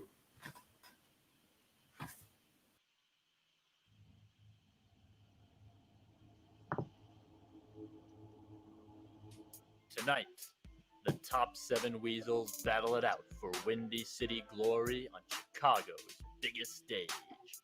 Corey Nesland announced her presence with a vicious solo at Weasel Moot, and the 2019 Rookie of the Year is only getting stronger. It is what it is. I guess I don't want to see you totally eliminated. A challenger lurking in the shadows, Brian Pravel is dangerous with any amount of pieces left on the board. To both Brian Pravel for coming back from 2 units. Oh, yes. 4 top at 9. Beautiful. The intention was to do a strong RT. A scorpion in human form, Christian Klein lies in wait and strikes with purpose and precision. Christian Klein may have a shot at something here. Christian Klein right now is looking at how do I turn this into my favor. The reigning bull weasel, Ali Adib, is back with the club and has no plans to relinquish his crown. Our board topper, Ali Adib. Well done, Ali. I agree to take Sergey. We all got him. In his Weasel Royale debut, the most trusted of all weasels, Dan Perlman hopes to cut through a crowded field and etch his name in the den of records. Yeah, it worked out. I got 3 builds. And in order to do that, I also made him this promise. I could build an army anyway. That was as many armies as I needed. Walking softly and keeping his dagger sharp, 3-time champion Brandon Fogel is living proof that you can rule Chicago with a light foot and a heavy hand. Oh, I see that Brandon just posted this because he's at the top. Diplomacy has a reputation of a game that ends friendships. That actually happened. And finally, the Weasel of the Year and 2-time Barroom Brawl champion, Chris Clockwork Kelly, believes that board tops are leased and rent is due every game. I have a sneaking suspicion that Brandon rented me the Weasel of the Year title for 1 year. But the original vision of the game was, hell, if you can do it, do it. It's the Weasel Royale on the Diplomacy Broadcast Network, and it starts now.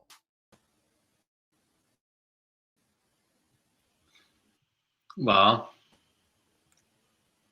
it's As far as fact checking, there were some issues with that video, and I very much plan to relinquish my title because I'm sick of it because it's used against me in every game. So I want to give it up so no one can use it against me. And also, Zach, how do you get new Gladers in Minneapolis? Isn't that only in Wisconsin? Did you guys notice the beer? That beer is never sold outside of Wisconsin. So I assume some trafficking in there, right there. All right. Well, that should be a great game. That's a great lineup of players.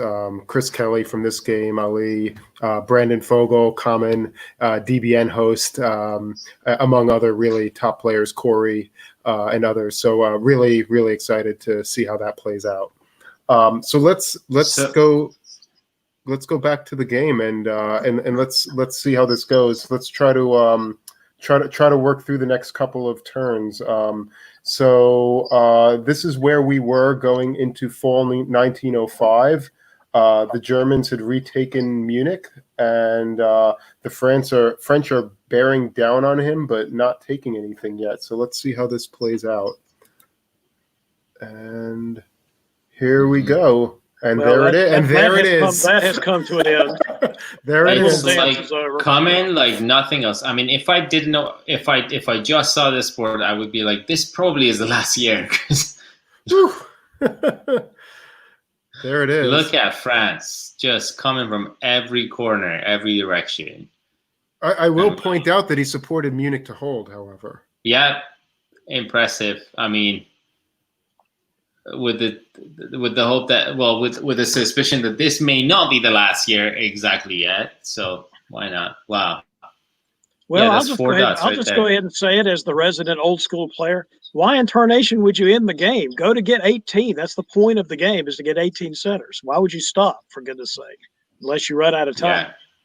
So how many does this put France at? About 10 or so? So I think it's at 10. Russia grabs. Can we go back to the move section? Yeah, it's 11. It's 11 with Russia going down to 9. Okay. Russia gains Vienna, right? Am I right? Russia walks into Vienna, yep, and loses Bulgaria. And keeps Romania. What else did Russia lose? Lost Sweden, right? Yep. Yes. Picked up Constantinople though. Lost Munich and Bulgaria and Sweden, and picked up Constantinople and Vienna. So down +2, -3, net -1. Russia. Yep. But France, completes the stab here. Was this the right time for it? I don't know. What do you guys think?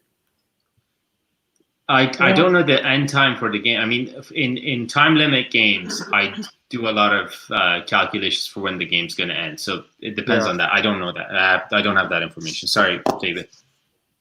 No, that's a good point.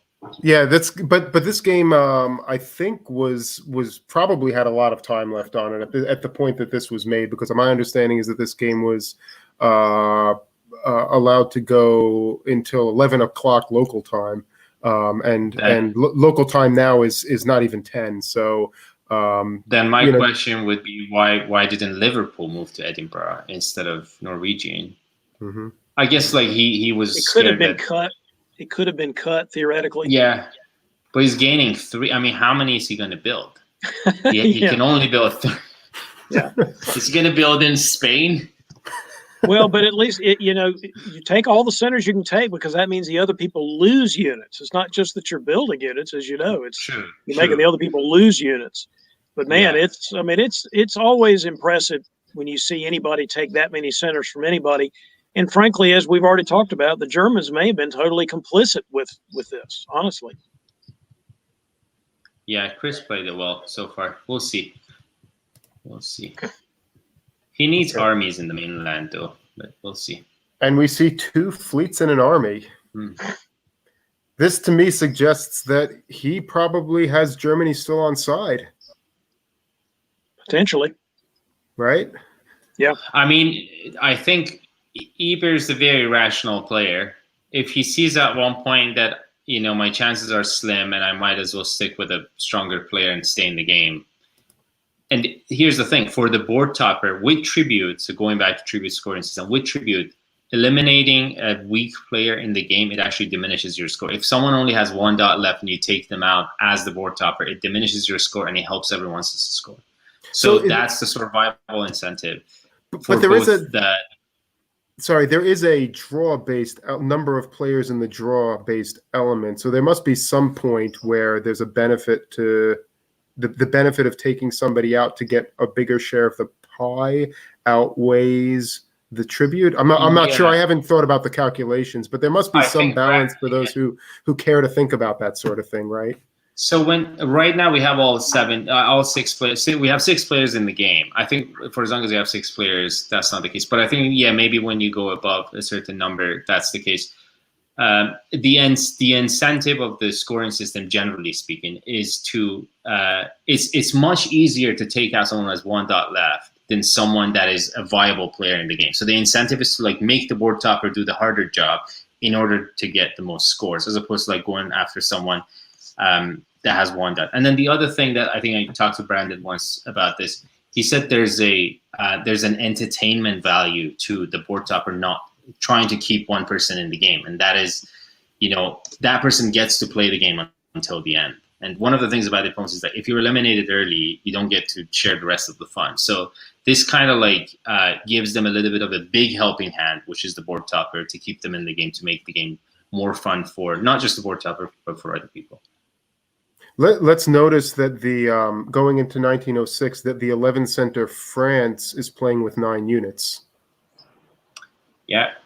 Yeah, so, I think he was actually +5 instead of +4. I think he was +5. Remarkable. I think he went from 7 to 11, didn't he? He must have had one popped or something. I've forgotten exactly, but I think he's Bohemia got popped, right? Maybe that was right. Yeah. Yeah. Let's try to speed up going through the next 2 years, and then we'll try to get some guests on from the game to talk about what actually happened. We're speaking without the knowledge of what the conversations went on. So let's try to speed it up a little bit, and then we'll hopefully be able to get some guests on the air. So David, why don't you break down the spring? All right. Well, I think you can see that the Germans are not necessarily janissarying to the French, because look at them trying to go back, and they're taking Kiel back, and they're messing around with Burgundy and all that. So a little bit of peace in our valley between the Germans and the Russians. Austrians really starting to lose their way here. I guess because the Italians and the Russians have decided to work together, which I think makes sense at this point. Once the French builds the fleet in Marseille, then even John is going to say, maybe I ought to be paying attention to that a little bit more. So I think that's what's going. So the Turks are going out, the Austrians are going out, and the Germans are trying not to go out, would be the way I would put it. Yeah, it looks like David. Do you foresee a possibility for Russia to go beyond what France has this year? Well, let's see. That would involve him. He does get 2. Smyrna is new. Budapest is new. They just gained those 2. True. Can take and Sweden. Bulgaria could be taken, right? No, not quite. Well, I don't think he plows into the Italians right now. I think that'd be very unlikely for him to do that. Well, if it's the last year, which I don't know. Well, we do know, because it says on there game over at 07. So this is the last year. This is 06. This is 06. Know it at the time. I know it's over in spring of 07. See what it says there? Oh, I see. In spring of 07. Okay. So we know that this is the last year, but I don't know that you would know that going into the turn. You know what I mean? So you don't necessarily plan for this being the last turn. But yeah, I mean, Ali, I think you're making a decent point. Can the Russians do something here? They've got the Germans helping. So can the Russians end up going above the French? I mean, maybe so. But if that's what happens and I'm the French, I say, yep, we're not ending the game now then, because my position's still really good. So my guess is that France ends up topping the board, because otherwise I think he keeps playing. But we'll see. We'll see. I think could Kiel be picked up again? No, because there's Unit and Berlin's there. It's funny because if France let Munich into Burgundy, they could pick Kiel back, right? I'm sorry. Right now, if France let Germany into Burgundy, they could get Kiel back, or at least try for Munich. But now, because Munich is where it is, and it was bounced out of Burgundy, Germany cannot take Kiel. Am I right about that? I think the French can't take it. Yeah. The French have got. So if Paris just held, it would be better for France. That's what only I'm if saying. you know the game is ending. So otherwise, you screwed up your usually position. games have very strict time limits, but yeah, I don't know that, but yeah. So remember that the game is going to time out an hour from now. So this that we're looking at probably took place 2 hours ago or an hour and a half ago, which is over 2 hours from the game going to time out. So from the player's perspective, there's a lot of time to play in this game. So this game was called in a draw that all the players agreed in. This was not a this was not a timed out game, okay? And it wasn't anywhere close to the time limit. So I think that we need to just make sure that that's probably the perspective here. Now it looks like that's good information, going into the fall, Austria, unless somebody out of the goodness of their hearts puts them in a dot, it's probably the end for Austria here as well as Turkey. Yes. So much for the large tribute to whoever is from keeping everybody alive. I guess that's going to change, and it'd be interesting to see how that impacts people's scores for those paying attention to that sort of thing. Any interesting tactical situations here that anyone can we look at the moves? Yeah, I'm just asking if there's anything before we but can we look at the moves in order to talk about tactics? There you go. Yeah, there we go.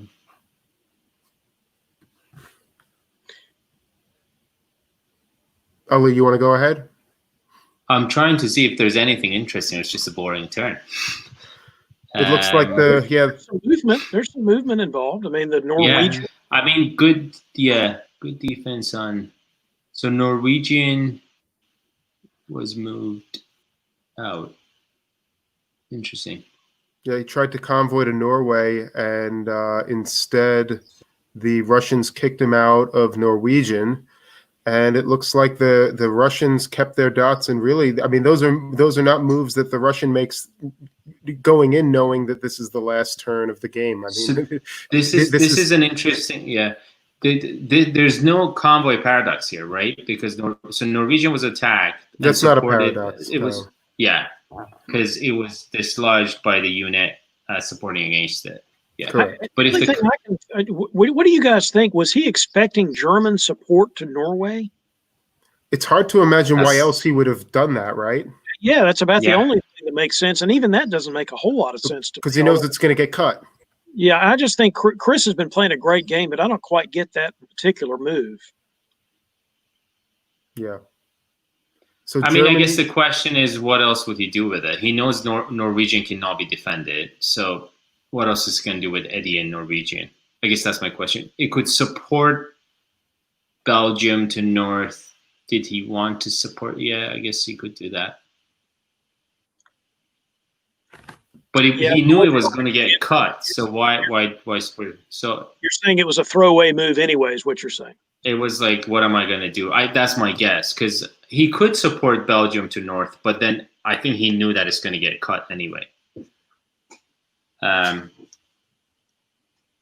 Yeah, he doesn't have anything they can offer Germany at this point. Yeah, maybe. It's an interesting situation. I was going to say one thing about the tribute scoring and the fact that nobody wanted Austria and Turkey to survive. I mean, that's true under the system. You want to keep them alive, but not at the expense of your position going forward. So I just don't think it made any sense for anybody's position to try to keep them alive, because in theory, they were going to keep playing this game in position. Yeah. So I think that's what was going on here. The tribute scoring doesn't mean that you always keep somebody alive. Sometimes you really just need their space, and you don't want their unit to exist anymore, and things like that. That is true. Although for Italy, it would also make sense score-wise to take out Turkey, to take out one of the powers. Because if you're not the board topper and you're like somewhere in the middle, it does help you take someone out. In most, again, Adam's right that there's a threshold, but typically, like in a situation like this, we haven't reached a threshold. But let's look at this. So this is the winter 06. I'll just show the builds really quickly, and we've got Russia building 2 fleets and an army. 3 builds this turn for Russia. France uses his leftover build to build Army Marseille, but now you've got the Italians putting 2 fleets down. Oh wow! This position is not looking as good for France as it was just a little while ago. Yeah. It'll be interesting to talk to Steve at this point as to why he decided to take a draw. Perhaps there was opportunities for him, or perhaps he, felt like he was as good as he was going to get as Russia. But certainly, very, very interesting. I want to say, go back and take back what I said a little while ago about the French not wanting to end the game. I didn't realize the position was going to be this terrible for them. Yeah, which largely is because of the almost self-destruction of Austria, and the fact that the Germans were able to, sort of get back in the game as a help to the Russians. I mean, in one way, we know the game is ending here, so I can just say this is an example of king playing a kingmaker. I mean, Eber was able to decide here as Germany whether he wanted France to top or Russia to top. Mm-hmm. And he had reasons to be sort of antagonistic to each of them. I mean, the Russians attacked them first, and then the French attacked him after the French worked with him. So who knows what the dynamics were, but it can be empowering for a player coming back from a bad position. I mean, look, Eber was able, got back to 4 here and was able to kind of decide who was the board top. That can be satisfying in and of itself. And sometimes you see that as a motivation for players that are down in the 1 to 4 center range is to play kingmaker. I mean, and it's something that we all need to realize that scoring systems are one thing. That's one potential motivator for players. Another potential motivator is getting back at somebody. And another potential motivator is, I didn't win, but I decided who did. Makes me feel good.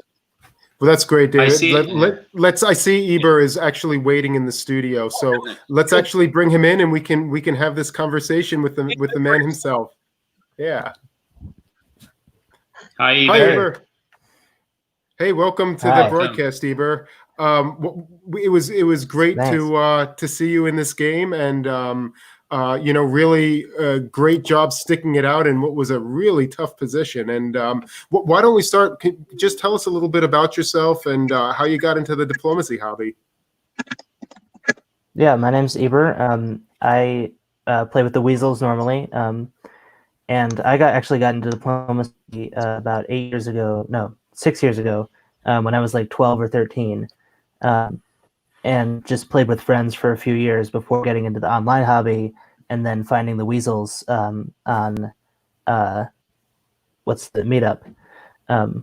So Windy City Weasels. Yeah. Right. Yeah, the Windy City Weasels. So that's basically how I got into the game. Been playing for a few years now. Yeah. So I want to ask you about a few things that happened in the game. Let's maybe back up a little bit let's talk about the opening negotiations. How did you end up working with Chris and deciding to go in that direction at the start of the game? As Germany, I prefer to work with France than England. Is that I just think it provides better opportunities for you in the long, having the mix of fleets and armies. But when you work with England, you sort of have to build only armies, and it's really easy for England to sort of take the north, like and St. Petersburg, and then crashing out on you with a stab. So I just work with France as opposed to England rather than Chris in particular. So it was the choice to work with France. Great. And I wanted to ask you, so when you finished taking out the English player, I think that was this turn right here in 1903. and then you were thanked for this by the English convoying the Russian into Denmark, and so preventing a build, and then now having kind of French units all over yourself with not too much defense in France. How did you handle this position, and how did you negotiate with Chris at this stage in order to try to keep things going? Yeah, so I definitely recognize here that I'm stuck between Russia and France, both of whom were like, their positions are of my own creation in a sense. Like, I let Russia into Sweden and then into Norway, and obviously I was working with France against England, and so I put myself in this position, and the only way out of it I saw was to work with one of them. And to essentially try to balance them.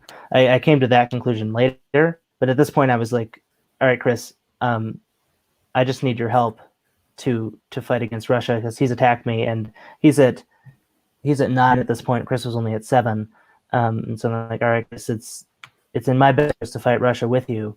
I hope that you won't stab me too quick. And I was hoping, essentially, like, at this point in this year, I was hoping to get Scandinavia fast enough that I could build more units and be able to counter Chris before he could. But that obviously didn't happen in the long run. So, right. Well, let's bring Chris in to get his take on this as well. I think he's also waiting in the studio. Hi, Chris. Howdy. How you doing? Good. Hi, Welcome Chris. to the broadcast. Really good Great. video. Great to have you here, and congratulations on a really great game. Yeah, it was a fun game. Yeah. So we were just chatting about this kind of this turn here where England was off the board, and now everybody has to kind of make a decision on what to do next. And from your perspective, what were you thinking about here? Hold on, which part are you talking about? Oh, sorry.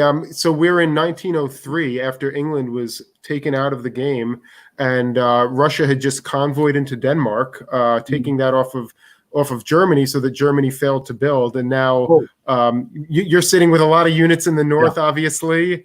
Maybe a decision to make as to where your next target is going to be. So the key issue was I was coordinating with Italy to basically stay away, as far away from each other as possible, and I could tell there was a complicated situation going on down south. So I didn't want to interfere with that. I didn't want to draw his attention. I was already flirting with the idea of stabbing Eber, who had been, actually, Eber and I worked together really well. Most of the tactics we had for these first few years were basically his tactics, and I was just saying, okay, that sounds good to me. His tactics were really good, and obviously it helped me, build a trustworthy relationship to just go along with what he was suggesting. But I knew I had the opportunity to stab him. As Eber very properly said to me, that if I did stab him, that he would fight against me and let Russia take the centers. So that kept me at bay, because I didn't want to help Russia. And Russia got the jump because on the Denmark attack, actually before this turn, I had sort of floated in negotiations the idea of maybe the two of us working together against Germany. And Stephen said in a remark that I did not totally grasp the importance of, I'm way ahead of you on that. He did not tip me off that he was going to take Denmark. But I had written orders and submitted them in Backstabber to have Picardy and Burgundy take Belgium, and then change them at the last second. Because I felt that. So you actually thought about making this move right here, in this fall turn. This very turn, I was going to attack Belgium and take it. And changed my mind at the last second, and proceeded to stay with Eber for another year or two, simply because I knew Russia would get the most benefit from it, and and I knew that I would always have the option of stabbing him, sort of in my pocket, to do at the time of my choosing. Right, and let's scroll ahead to when that happened, which I think is. Chris, actually, what was the complicated situation in the south you mentioned? Can you tell us about it? The death struggle between Austria and Italy. Okay. Right. They kept Yeah, fighting. there was quite a bit of negotiation that you guys missed in that. But I don't know who else is going to come on. So Okay. it was. Well, it was do you guys want to give us a hint? Do you want to give us a hint? So we're ready for it. There were just personality issues between Eric Grinnell and John Jameson, and Right. Okay. once that their relationship broke down in 1901 or 2, it was just that was all they cared about. Thank you for sharing that with us. Yeah. Yeah, and so that you. Go ahead, Eber. I heard a couple times on the stream you guys are talking about Austria should change directions to do this, and that wasn't going to happen ever. That was never going to happen. So yeah.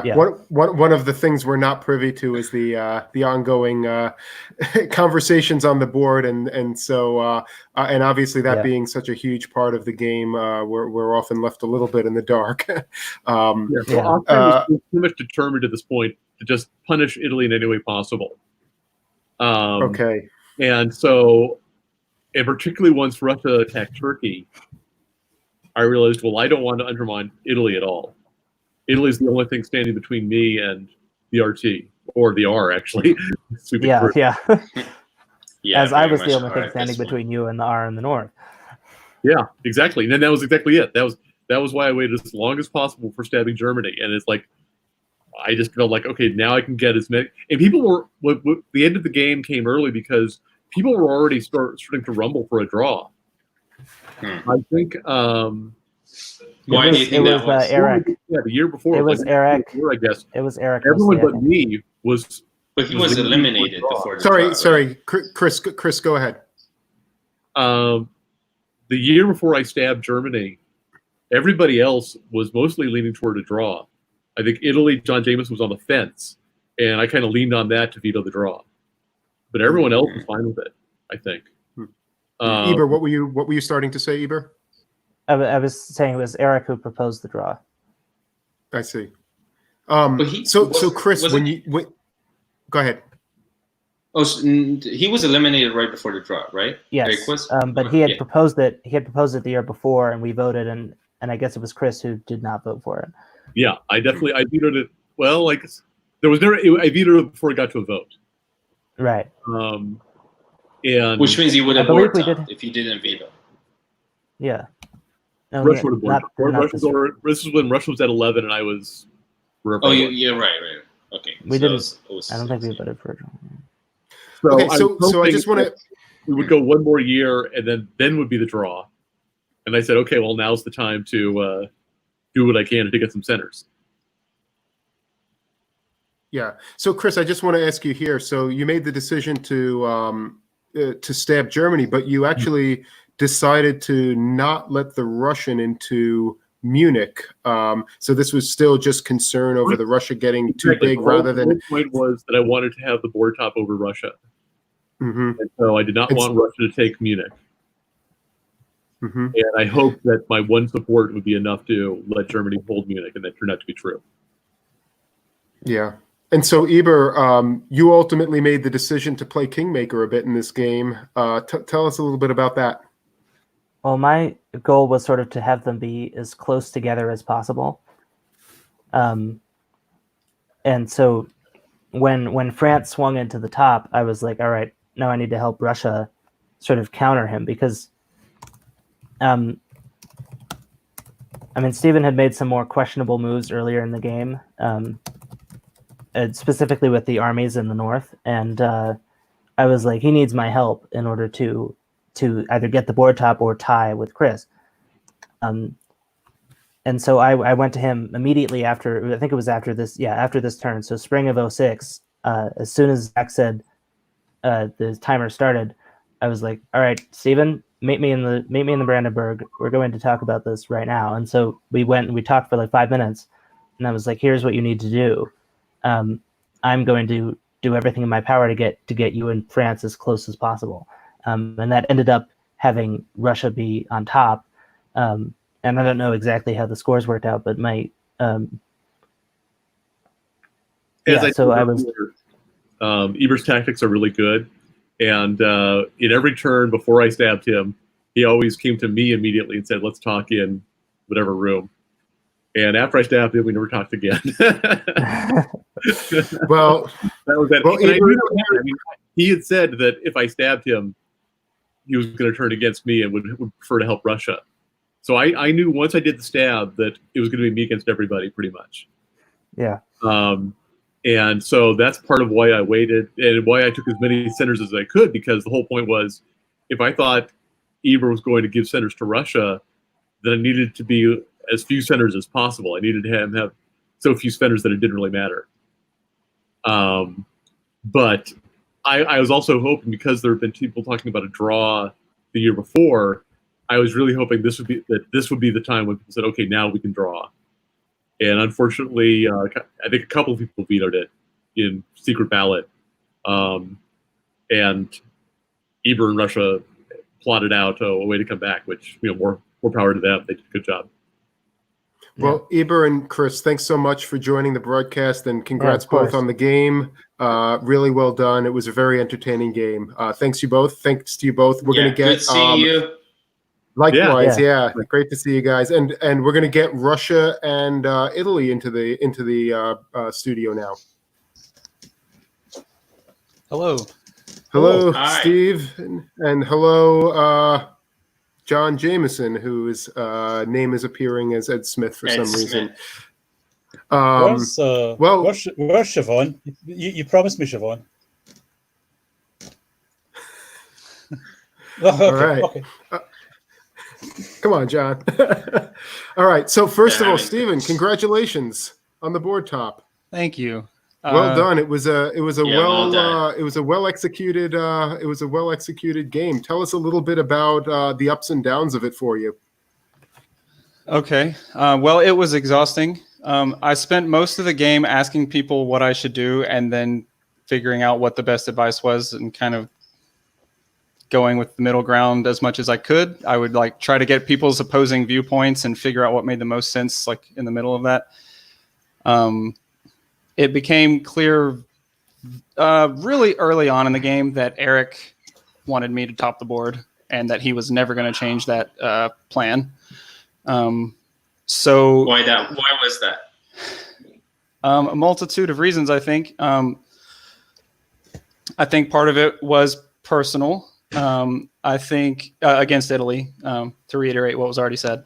I also think part of it was, to an extent, some reputation management by him.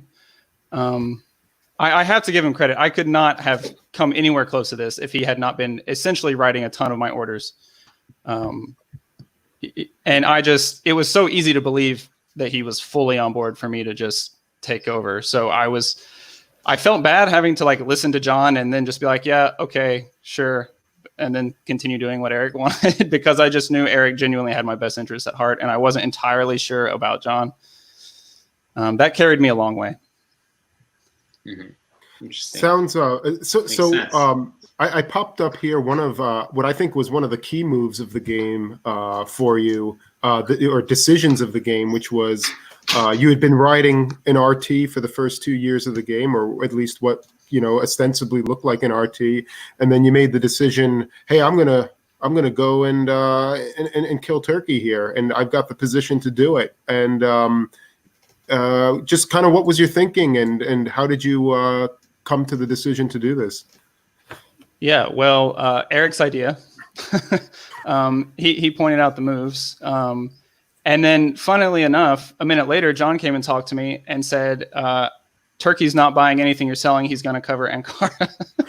And I went through with it anyway, because as Eric pointed out, maybe he can defend Ankara, but once Moscow gets down there, he's dead anyway, as long as Austria stays on side, which I had every reason to believe that he would.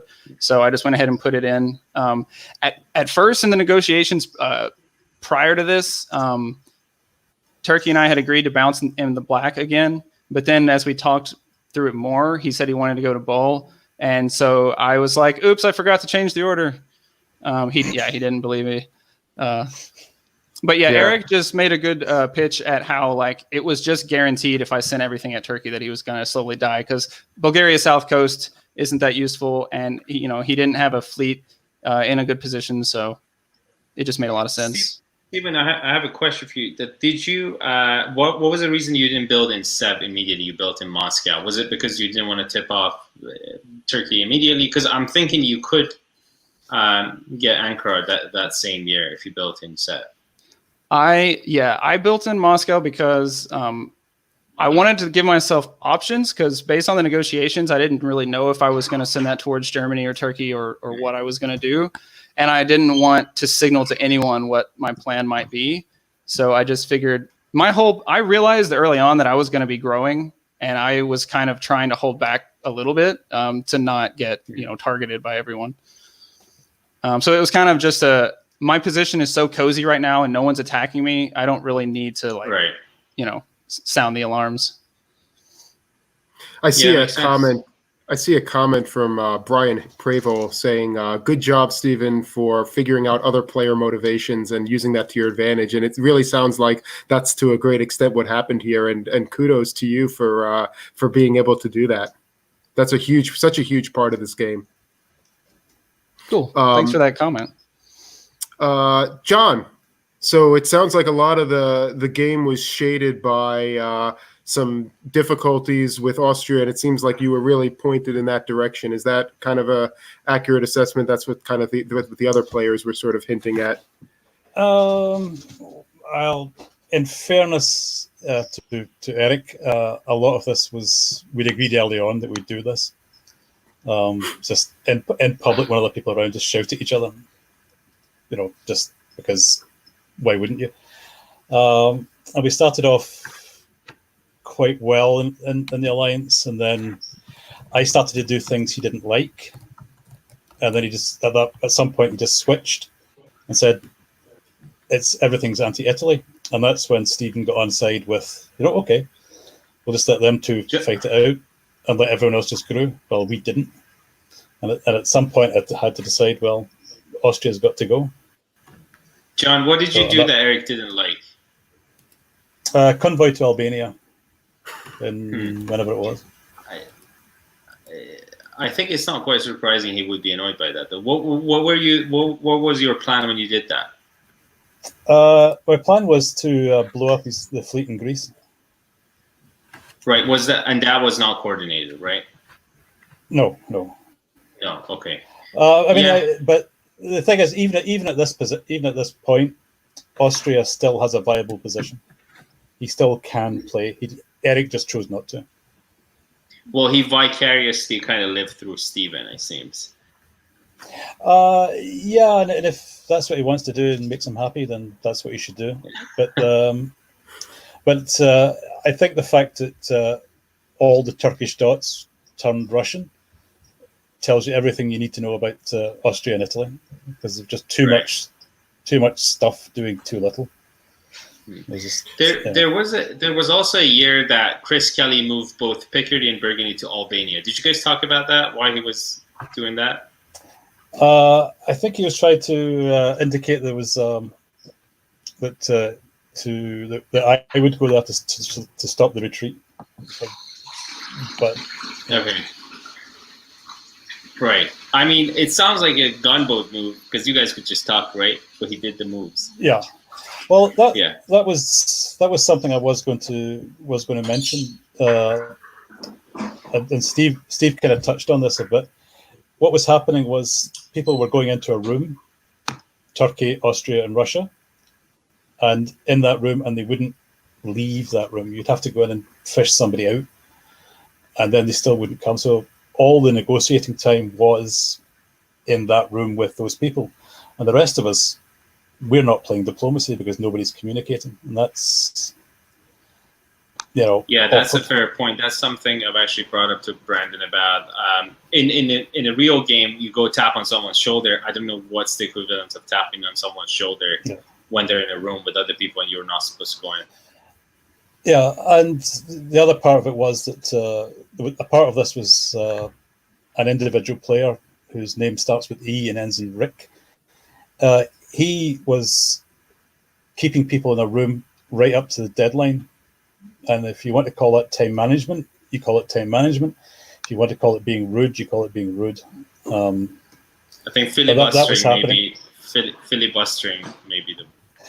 Yeah, Yeah. which in a lot of circumstances is a legitimate tactic in the game, but also walking into rooms where other people are and just sitting there.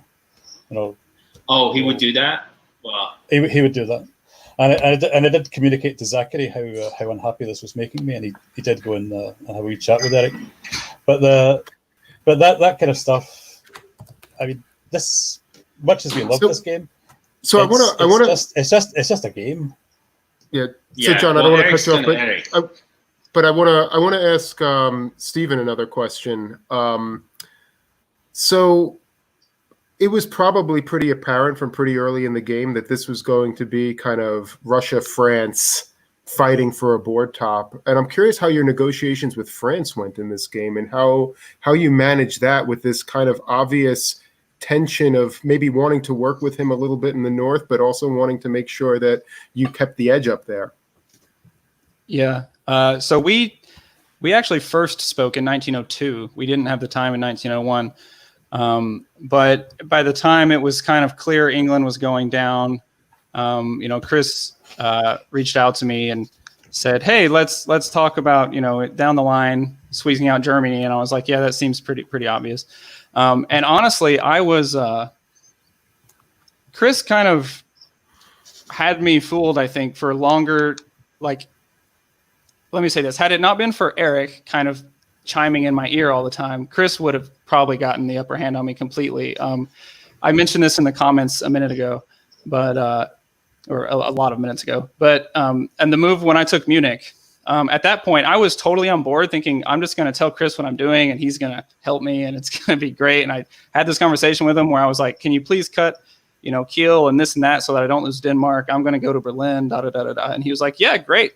And one thing, kind of the way he phrased his response made me kind of cautious. He said, "Well, I don't know what I'm going to do yet, but now that I know what you want me to do, that'll help me." I was like, I don't fully trust that. And then I went and talked to Eric, and he was like, "Look, this guy's a weasel. He knows what he's doing. He's going to try to win this game, like blah, blah, blah, blah, blah." So I said, okay. And I changed the order to Munich. Didn't really expect to arrive there, but he correctly deduced that he had fooled me, and so assumed I was going to Berlin. So shout out to Eric for that one. And then as soon as after that turn, it was clear to me, like, okay, me and France have nothing to talk about anymore. And there it was, right? Yeah. Well, great. Well, Stephen, again, congratulations on a really hard-fought win. John, great to have you and see you in the game as always. And John, nice game. And nice game, guys. Have a great night. Thanks. Thanks for having me. You too. All right, I think we'll bring David back in, and we'll do a quick wrap up and call it a night. So, takeaways. Any learnings or takeaways from this game that you'd like to share? Words of wisdom, David. Well, I was just thinking about that. I think one important lesson for people that are learning the game, and Stephen Hogue is still learning the game, and he will be the first person to tell you that. One good takeaway is there are people on the board that can help you, and they sometimes have incentive to help you. You can sometimes hook up with a more experienced player and get a lot of helpful advice. There are times that player is trying to snow you some way or another, but there are other times when that player has every incentive to help you, and you should listen. So I think one takeaway for people that are learning the game is that you're not in it by yourself. It's a negotiation game. Talk to some of the other players, even players that you don't know, if you've got time, even players that you don't necessarily have, connections with on the board, maybe because I'm on the other end of the board. If you can perceive that they might have an incentive to help you, ask them for advice. They may give you some really helpful advice. That's what happened in this game. The one takeaway for experienced players, and I think this might be a little bit controversial, but I'm going to say it anyway. I think Chris should have just gone ahead and attacked Germany when he had the chance, instead of slow playing it a little bit. For example, moving the army into Bohemia, going, he was really intentionally trying to keep Germany on the hook and take his stuff later, and I get that. The problem is that you don't have control over those units. So a reason to go ahead and take all those centers and replace them with your own pieces is that now you know exactly what all those pieces are going to do, because they're all light blue color. They're all French. So I get the concept of slow play, but I think sometimes it is overdone by experienced players. You sort of outsmart yourself a little bit. And sometimes what you ought to do is just take all those centers and then tactically defeat the Russians. Thanks, David. Ali, any final words? Yeah, I think it was a pretty good game. I think pretty much everyone played well. I mean, people have different styles of play. Like incentives were different. Clearly, like Austria wasn't playing based on the tribute scoring system, and then Turkey had. It seemed like Turkey had limited experience. But outside of that, I think a lot of good plays on the map, and at the end of the day, it comes down to who's where and they're doing what. I don't think Chris had the luxury of benefiting from the fight that was going between Austria and Italy, but Russia was situated in a place that they could take advantage of it, so they did. And it's an advantage that France didn't have, so Russia ended up board topping. I think that was a big factor. All right. Well, thank you, Ali. Thank you, David. Thank you, Adam, for. Please join the Diplomacy Broadcasting Network on this coming Sunday for the Weasel Royale, and then in August 1st for the Liberty Cup tournament, both of which should be really, really interesting and have some great diplomacy.